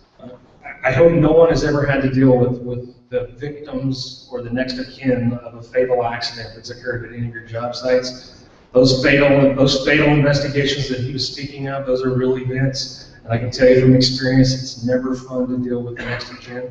It's so demoralizing to realize that someone's loved one is not coming home at the end of the day. Father, that someone's son is not going to make it home at the end of the day. And that's why we're all here. My last thank you guys for attending here today. You're taking the proactive approach to come to events like this, to come and get information like we're presenting, the folks at home as well, and getting the facts and getting the information that you can take back to your job sites, you can take back to your workers, and that we can one day hopefully prevent accidents and injuries and preventable accidents like we've talked about today, and keep people and send them home at the end of the day the same way they came. So I thank every one of you for being here today. And as Matt mentioned earlier, there's a goal of every presentation that we come. The overall goal of this seminar is that hopefully one of you will take information back to your work site, take information back to your job site, implement something that you learned, and hopefully one day it'll save someone's life. That's the overall goal. I hope that you take data from this presentation, take it back to your work sites and your job sites, present it to someone, and then hopefully one day it will save someone's life. So let's get started. I want to talk about Region 6 and what Region 6 compromises on. A lot of you at home may not be from Region 6, so we're going to talk about Region 6 specifically. We have 4 federal states in Region 6, Texas, Oklahoma, Louisiana, and Arkansas. This is how we're broken down. We also have a state plan state in New Mexico. Across the country, for you that may not be in Region 6, there's 10 regional offices across the country from East Coast to West Coast. You can go to our website, find what local area office is closest to you for the resources that you can get at those area offices and that you can take back to your sites. In Region 6, we have several area offices. We cover roughly 500,000 square miles of territory. So we definitely have our work cut out for us, but we're making strides every day and making sure everyone gets to go home at the end of the day the same way they came, providing a safe, good job for everyone. I'm going to give you this. These are going to be archived onto the UTA website. So I want to give you the information that you can reach out to your local area offices and reach out to the compliance assistant specialists that we have embedded in those offices. Reach out to the area directors. Build those partnerships and those relationships with OSHA. Become partners in these campaigns that we initiate, these kickoffs that we initiate, and partner with us to make sure that we can send everybody home at the end of the day the same way they came. So the overview of the presentation, what are we going to discuss? I'm going to build upon what Mr. Harvin spoke about earlier. We're going to talk about some of the national statistics. What are we seeing across all industries? This particular stand down isn't focused solely on construction, although it has been somewhat heavy today on construction because we do experience a very high volume of fatalities in that industry. We're encouraging anyone in any industry to participate in this stand down. It doesn't matter whether you're in general industry, manufacturing, oil and gas, construction. Anytime you can take part of your day to increase the knowledge of your workers, identify hazards, and possibly prevent a fall from occurring, it's a success. So no matter what industry you're in, we encourage you to participate.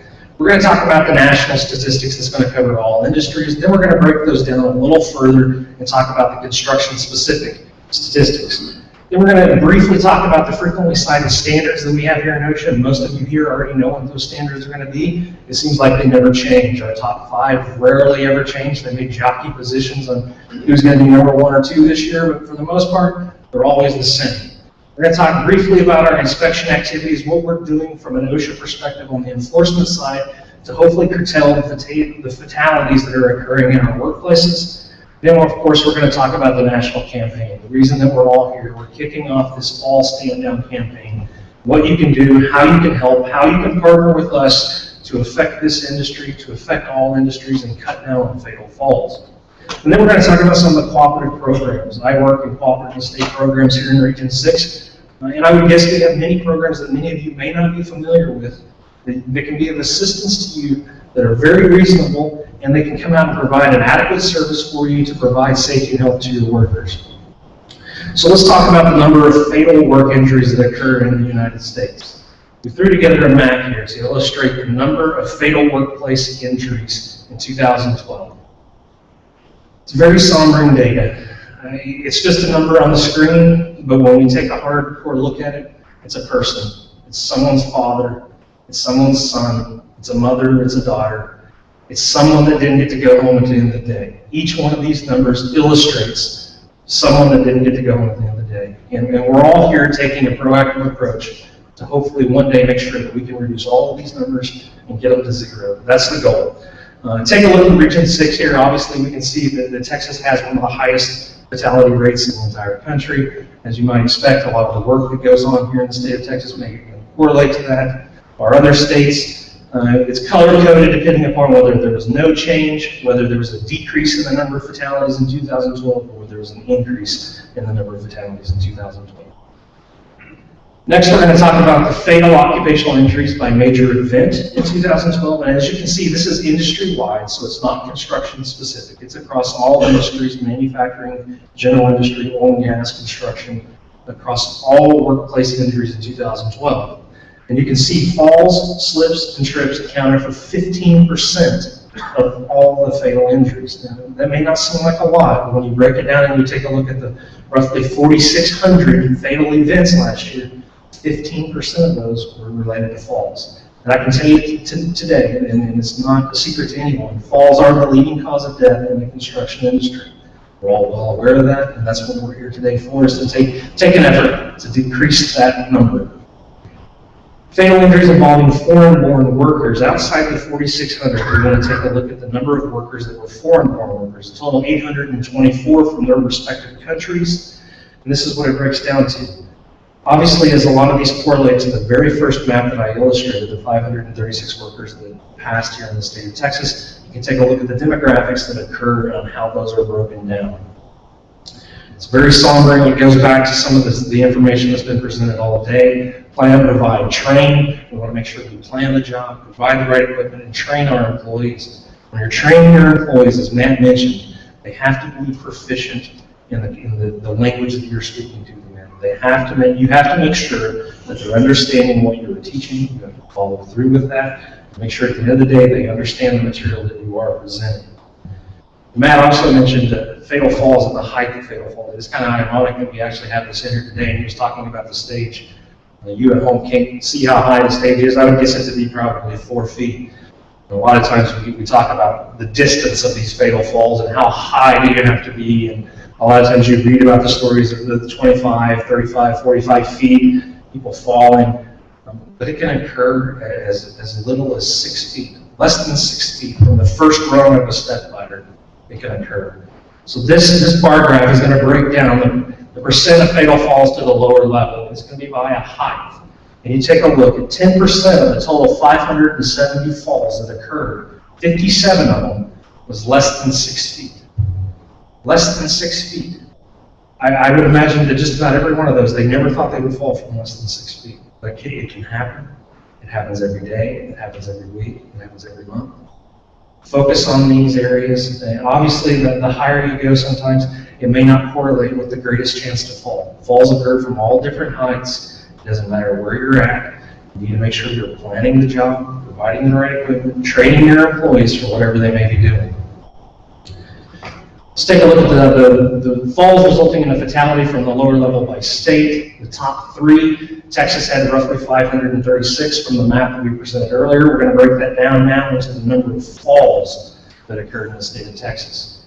So the 500 that occurred in the state of Texas, 10% of them are falls. So we're currently in the state of Texas, we're running about 10%. I will tell you, outside the state of Texas in Region 6, our other 3 states, in combined, we're running about 14 to 15%, so fall still is the leading cause of death in the industry for us as well.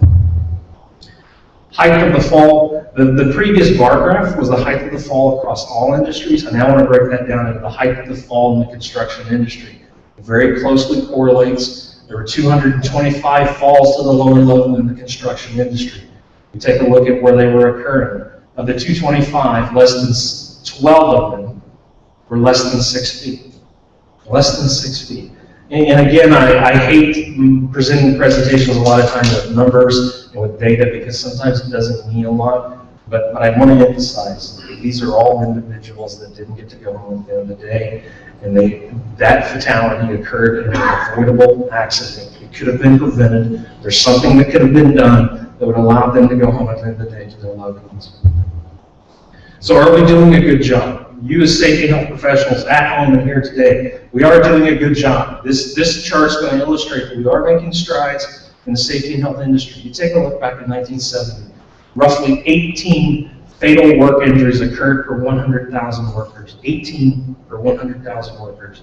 Since 1970, whenever we started OSHA, we started doing enforcement inspections, developing resources and cooperative programs for employers.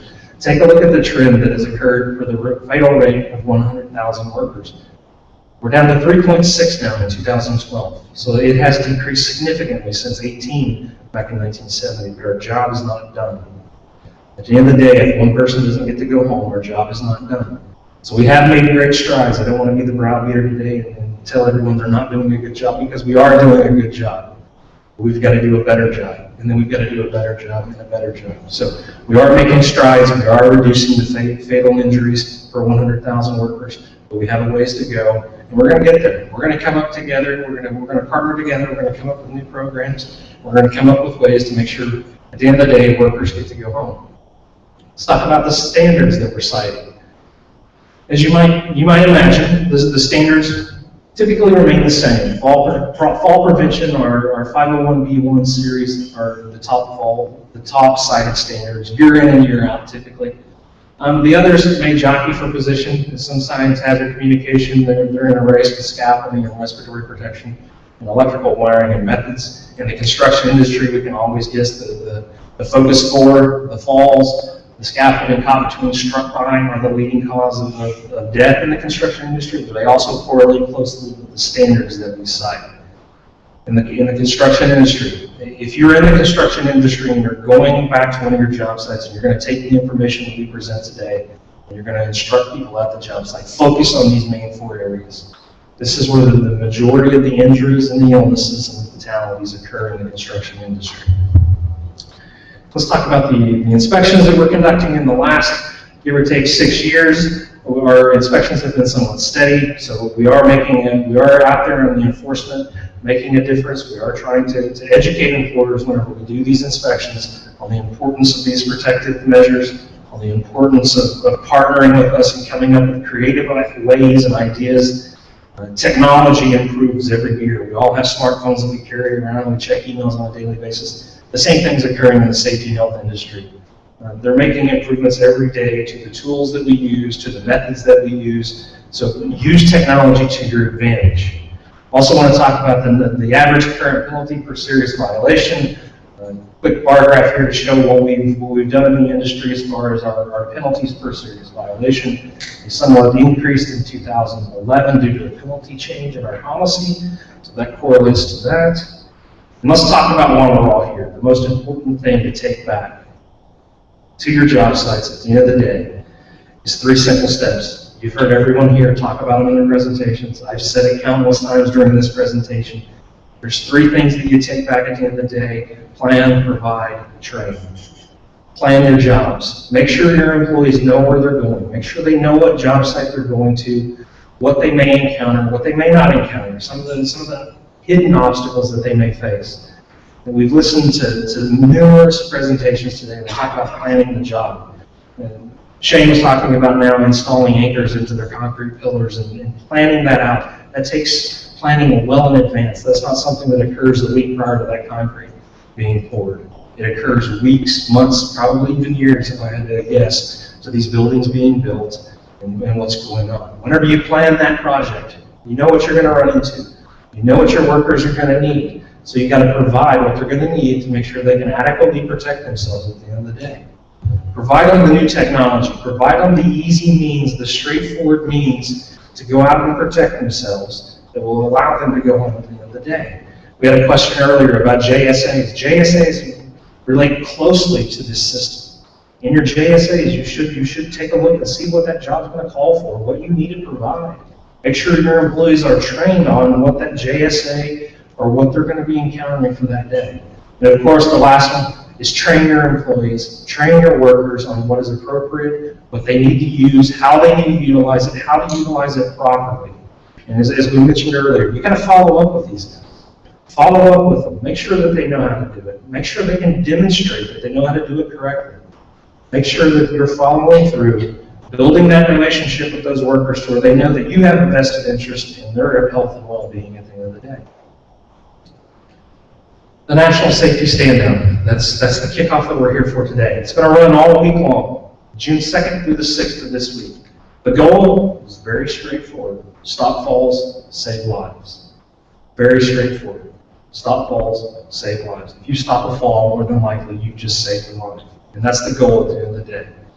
Fall hazards and fall prevention. You got to identify fall hazards. You got to provide fall prevention. You got to give the necessary resources to your employees at the end of the day to make sure that they can do that for themselves. The stand down itself, we have a website. I've included the link at the bottom of the page. So once these are archived onto the University of Texas and onto the system, you can go to these websites, you can pull these resources, you can register for the events that we're encouraging you to have at your work sites. It has tons of resources. And also on the website, you can print a certification of participation. You can put in a few pieces of information and you can print a certified document that shows that you've participated, you have partnered with OSHA in this important matter, and you've participated in such an event. Some of the campaign resources, these 3 websites have also been created. We've partnered with NIOSH, a part of the CDC, obviously the OSHA website, and we have a website specifically dedicated to this campaign, to this kickoff, June 2nd through the 6th. Hold events at your job sites, take this information back, provide it to your workers, allow your workers the opportunity to talk about fall prevention, to talk about fall training, to see what you can learn. At the end of the day, if we're not learning, we're not progressing. We want to progress at the end of the day to make sure that we're all moving forward in the safety and health business, and we're making sure that everybody gets to go home at the end of the day. Our national office has done a fantastic job of developing a construction-specific OSHA webpage. It has great training tools, it has e-tools, it has great information that you can access that is specific to the construction industry. It's a great resource to take advantage of. visit that webpage as often as you can. It does have great resources and great information. And of course, here in Region 6, and many of you throughout the country, wherever you may be, the weather is starting to get hot, and I would be amiss if I walked off the stage and didn't mention to you that we're in our 5th year now of the heat stress campaign. I still haven't wrapped my head around the fact that everyone knows it's getting hot. We know what the phrase is, water, rest, shade. We have to provide our workers with water. We have to provide them a place to rest in the shade. Water, rest, and shade. And still, each year, we experience fatalities across the country for injuries, for heat stress and heat stroke that can be easily prevented. So here's some data. Drink water every 15 minutes. Make sure you provide your workers a cool, shaded place to rest during the breaks. Depending upon where you're at, wear hat and light-colored clothing. There was a study done not too long ago about a company that switched their hard hats from a blue hard hat to a white hard hat. It increased the overall body core temperature to like 7 degrees. So take that into consideration as you're planning your job sites, as you make that next big purchase on hard hats or company apparel, whatever it may be. Make sure you instruct your workers on to look out for one another.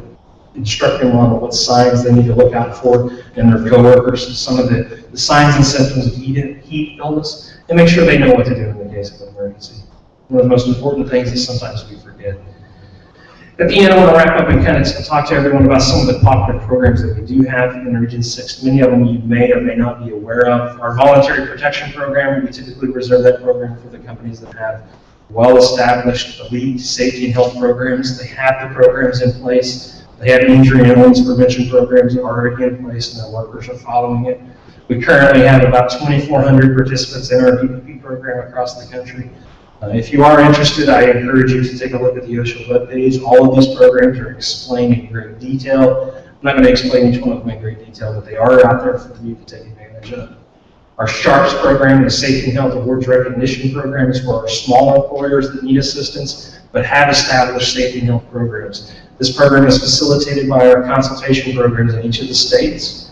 Our consultation program provides small businesses, small business owners with free consultative services in the safety and health arena. So if you have a small business, if you are a small business owner, take advantage of the consultation program in your area. They provide free safety and health services to you. The OSHA Challenge program is typically a program that is utilized by our employers that are in the process of applying for the VPP program. And of course, we have partnerships and alliances. Much like this event, you're partnering with us. If you're looking to establish a more formal partnership, whether it be job site specific, something such as that, we have formal partnership programs for that type of application. And then we have alliance programs as well for those worker safety groups and for the worker, some of the ones that I know of. We develop best practices, we develop safety and health data to present to the industry, and we come up with new and creative solutions. So we do have many cooperative programs that are available to you throughout the country. Take advantage, utilize them. They're a great resource that provide great information. And at the end of the day, they can hopefully give you a tool that will allow you to go back and implement and improve policy or program in your workplace. With that, we have one more presentation left, and it is my distinguished honor to introduce the wonderful and the great Matt Kerr. Thank you, John.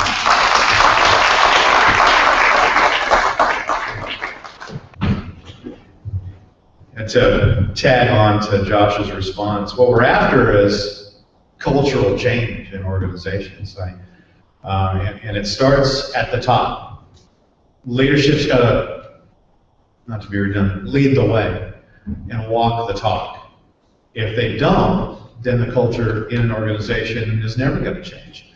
I remember about 6 years ago, in the first company that I worked for a short period of time here in the great state of Texas. And as we say, I wasn't born here, but I got here as fast as I could. The culture there, and I'll say one portion of it, was about PPE, personal protective equipment. And coming from my background, of course, I was all about that, but I'd never seen it so ingrained in an organization as it was for this particular organization. Now, this is an organization that at the time had about 46 divisions across North America, and that included divisions within Canada and Mexico as well, and about 800 or so employees. And what they did was they responded, among other things they responded to railroad derailments, high hazard ops and so on, hazardous materials and the like. Well, their standard policy for their minimum level of PPE on any job site they ever went to was hard hat, eye protection, high visibility vest, and steel-toed safety boots on every job site they ever went to. Now, that's not such a stretch. We all have that sort of thing, but this even applied back at their shop, back where their offices and apparatus floor were, where they parked their trucks and their backhoes and their side boom cats and their cranes and everything else. If you stepped from the office onto that apparatus floor, guess what you had on? You had it all on. All the way from the president of the company to the guy that just got hired and just went through the orientation. And it was ingrained in that organization. And if somebody accidentally forgot, which I never saw anybody that was there for any amount of time ever forget, but I experienced it. I went out to a job site after Hurricane Ike, and I stepped out on my rental car because I flew down there. Stepped out on my rental car, and I was about 2 weeks into the job. And my hard hat was in the seat of the car. And I stepped out of the car. I didn't get 5 feet from the car when one of the operators of one of the side boom cats got my attention, and I looked at him. I thought he was waving to say hi. He was pointing to his head. So he was acting as my brother's keeper. He was looking out for everybody on that job site, and especially that new guy getting out of that rental car without his hard hat on. He didn't let me even get close to that job site before he stopped me and I turned around and went back. I think I bought a lot of ice cream later that day. But it's a cultural change, and it starts with the leadership, and that's what we're after. Okay, really quickly, and we'll wrap it up and get to a short Q&A. I wouldn't be doing my job if I didn't provide you here and you at home or at the office with some places to go for some resources, because we're all about taking some time this week and then forever after in doing some training and some reinforcement and developing that skill set. So let's go through this real quickly. I don't like how this actually does. I'm going to do this for you guys. This is actually a screenshot of OSHA.gov. If you've never been there before, go there now. Well, not now, but after we're done here, we should go there. And there's so many resources at OSHA.gov, and they're free, and you can use them for your training, for any kind of events you hold, for any kind of documents you want to produce, handouts, quick takes cards, any of that sort of thing. There's a lot of information and resources, training aids here that you need to go find. So this is the home page, and you can see that right on their home page right now, in that top left corner, where they have the highlights, and there's, I think, 7 or 8 different highlights on that particular scrolling screen. There's our National Safety Stand Down. When you click on that, it takes you to this page, and you can see across the bottom there, hello, go back. You can see across the bottom there, we have the home page where we are now. Then we have resources, events, certificate of participation, which Josh just mentioned, and then a share with us, which you can actually share by going to Facebook or tweeting or any of those other things young people do that I have no idea what it means.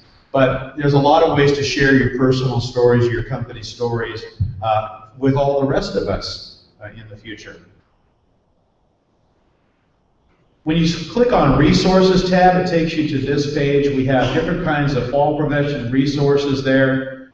The stand-down poster, educational materials and resources, fact sheets, training materials, including the OSHA Fall Prevention Training Guide, a lesson plan for employers, stop construction falls, temporary,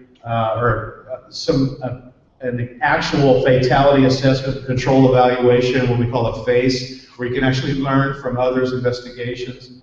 and also some really nice fall prevention videos that have been recently produced that are short and sweet, but really get the point across. They're great for a quick meeting where you can take one of these. They're down here in the bottom corner down here for floor openings, fixed scaffolds, bridge decking, re-roofing, and so on, where you can take those, make it part of a coffee and donuts safety training break. You can use them this week, and it would be a really nice way to reinforce some of the concepts we're talking about. If you go on the events tab on that fall stand down page, the first thing you get to is the map of the United States, and you can actually click on the different regions. So for those of you at home, you're not here in Region 6. If you're not here in Region 6, there are events actually going on this week that are publicized both on the OSHA.gov website in general, but also if you click on one of these regions, it will list the events happening in your region. Here's the certificate of participation page. This is where you learn how to actually submit your information about your participation in the safety stand down or the fall prevention stand down, and you can actually get a certificate for the participation of yourself or your organization. And then here's the share page that I mentioned, tweeting, because we actually already have quite a few latest tweets on how people are observing the fall prevention stand down, and you can share that in a like manner or by any of the other parts of social media that we have available to us.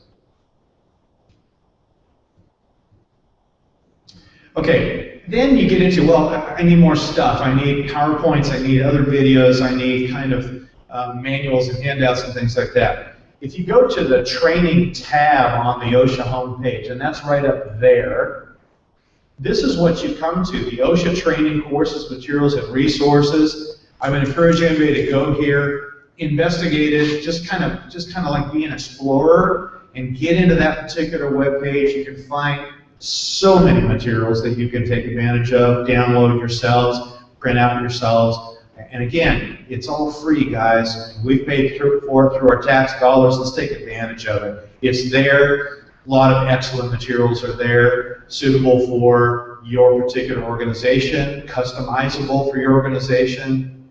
I encourage you to go there. Here's another part of this. As you drill down into that particular page, you can get to the safety and health training resources.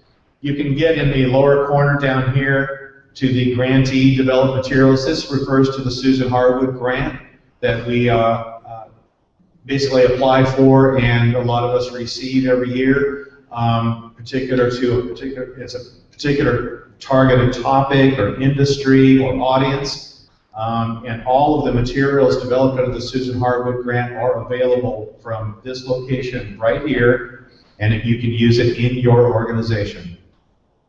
We also have trainer materials down here. This would refer mostly to outreach trainers, but anybody can use the materials, as I'll show you here in a second. We have a video for loan center. It's a resource-centered loan program. We have OSHA developed materials here, especially this first bullet, the training and reference materials library. We also have OSHA e-tools down here at the bottom, and other training resources from other resources organizations and so on throughout the country, such as CDC, NIOSH, and the like. I mentioned the outreach trainer kinds of resources, and again, these can be used by anybody. It's not just outreach trainers. It doesn't take a special password to get to this. Just click on that information. You can come up to pages like this that have all of these PowerPoint programs related to different kinds of hazards or topics that you have. And since we're talking fall protection, here's your fall protection PowerPoint right here. You can download that and use that as well. Now, this is an actual page. If you drill down into the Susan Harwood grant program, you can actually get to the Harwood grant recipients' materials that were generated as part of that grant. I actually took a picture of the fall protection materials that are there. There, if you go by topic, go alphabetical, you can actually get to things like all of the fall protection materials that were generated under the Hardwood Grant Program. You can go into here and look. And I actually looked at one specific one so you can see what's there. And you get to this.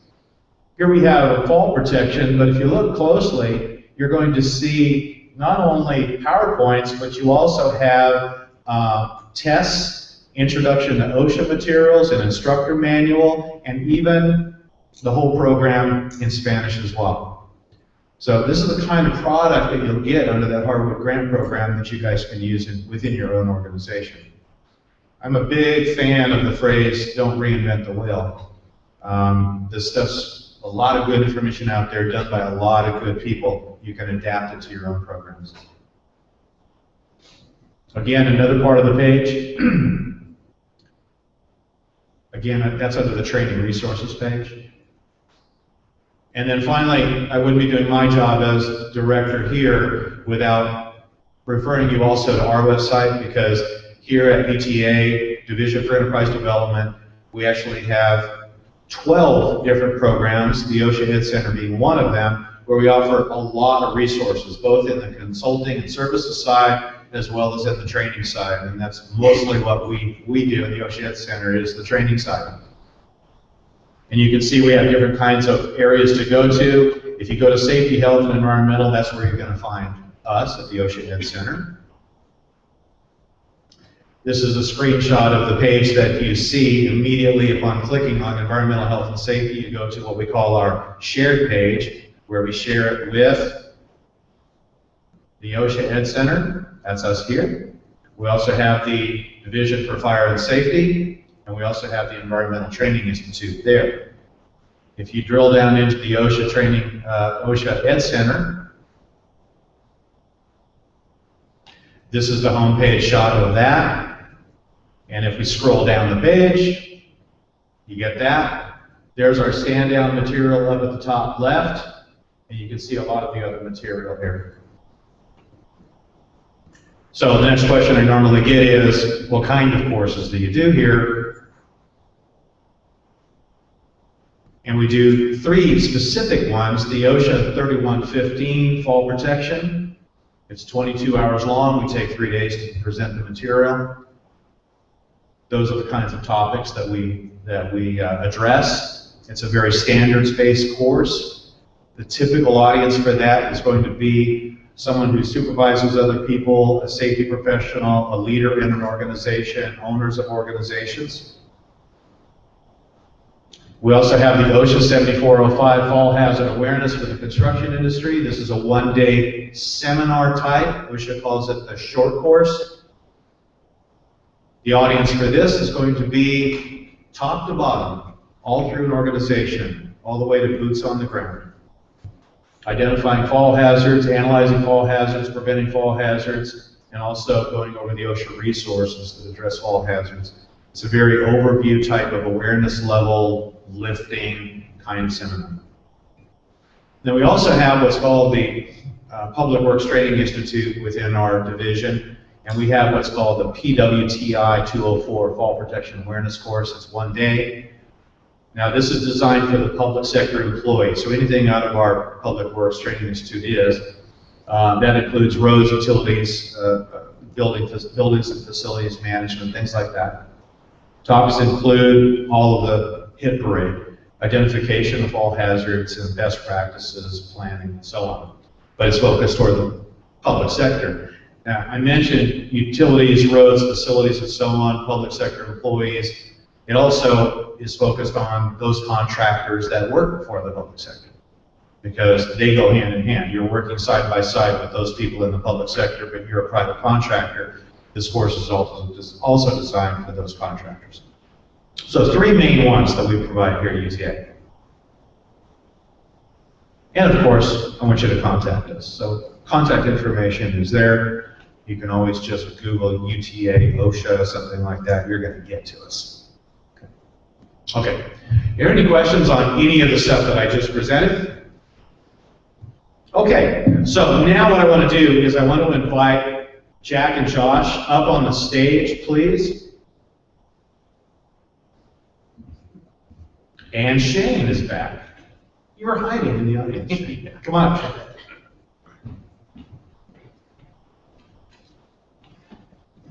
Okay, this is our formal question and answer session. Can I do this? Oh, sweet. Well, maybe not. Oh, maybe I can't. Trying to mess with the equipment. All right, we'll step up one at a time. Does anybody have any questions for any of the four of us as we are here? You guys want to come over here? Everybody go that way. Any questions? We are here at your disposal. Ms. Ball. Is there a regional emphasis program on falls and construction for Region 6? Okay, the question was, is there a regional emphasis program for fall protection and construction for Region 6? Okay, I'll let Josh handle it. It's not specific to falls, it's specific to construction in Region 6. So falls is obviously a component of that emphasis program, and we correlate it back to the main four hazards that we're identifying, the focus four hazards. It's not the only four that we have, but it is what we typically take a look at.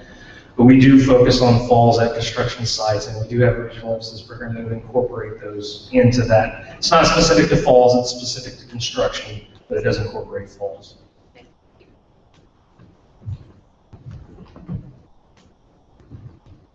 Yes, sir. Regarding barricades in the Dallas area, are we going to see OSHA out there helping us a little bit more with the people that are putting up barricades, the ones that really aren't official?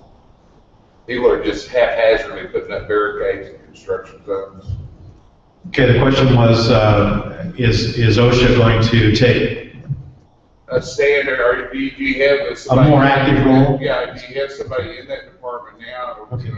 I'm not very familiar with that end of the world, but our company is back into the barricade business, and we have like buyers barricades, for instance. But we're seeing a lot of companies that they're just putting up barricades. I mean, it's.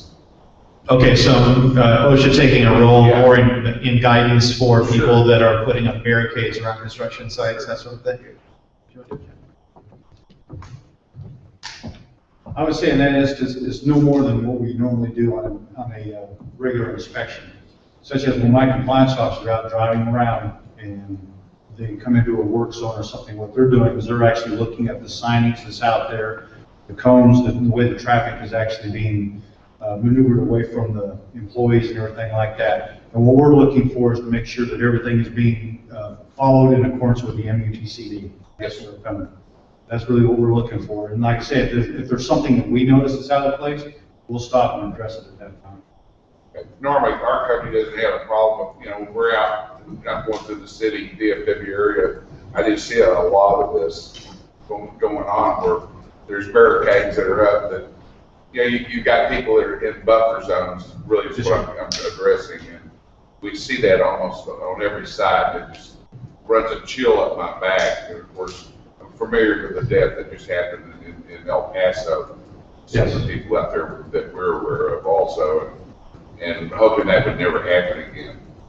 And we've had, actually, over the years, we've had quite a few up here in the Dallas-Fort Worth area also. Yes, sir. Where we've actually had employees, working in the work zones, being struck by traffic and everything. But again, when we go out there, we're looking at any of that. Like I say, what we're looking at is to make sure that all the signage is actually in place the way it's supposed to be, with the traffic is channelized away from the workers and everything. So like I said, what we're doing is we're making sure that they're following the MUTCD route.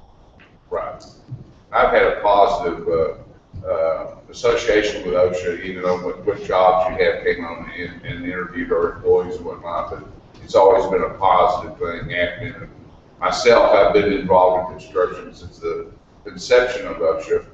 I'm 62 years old, and I've seen a lot of changes. And Josh talking about there, one of the guys talking about the belt that they had, and we were lucky to wrap ropes around us at one time, even in the unions. And we appreciate you sitting there for us.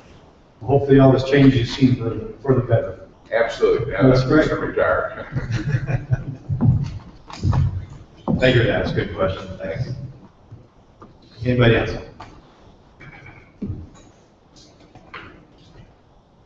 Okay, well, I'd like to take this opportunity to fix something that I didn't do before. I want to thank MSA for bringing their fall protection demonstration trailer out. You probably saw it as you were walking in from the parking lot. He may still be there, so take a walk by, see what kinds of things he's got on that particular demonstration trailer. It's an excellent piece of equipment, so many thanks to MSA for supporting this event. And I would like to thank all of you in the audience for coming out and showing your support and your concern for what is one of the more significant kinds of things we have in the construction industry that we really need to put even a sharper focus on this year and in the years to come. We want to drop those numbers and we want to save some lives. So appreciate you guys coming out. And for those of you who have tuned in from your home or your office or the hood of your truck at the construction site, thanks so much for tuning in. And for those of you who are looking at this several days from now on the archived link, thanks for doing that as well and taking the effort to join us and be involved in this kind of an important event. So with that said, thank you to Jack from the Fort Worth area office and to Josh from the regional office in Dallas and Judy up at the top. You started all this. Thank you, Judy. And then also Shane from Balfour Beatty showing that you can actually cooperate and collaborate between federal government and university system and the private sector and make it come out to be a really excellent kind of effort. So thanks to all of you guys. Appreciate it. Thanks everybody and have a great day.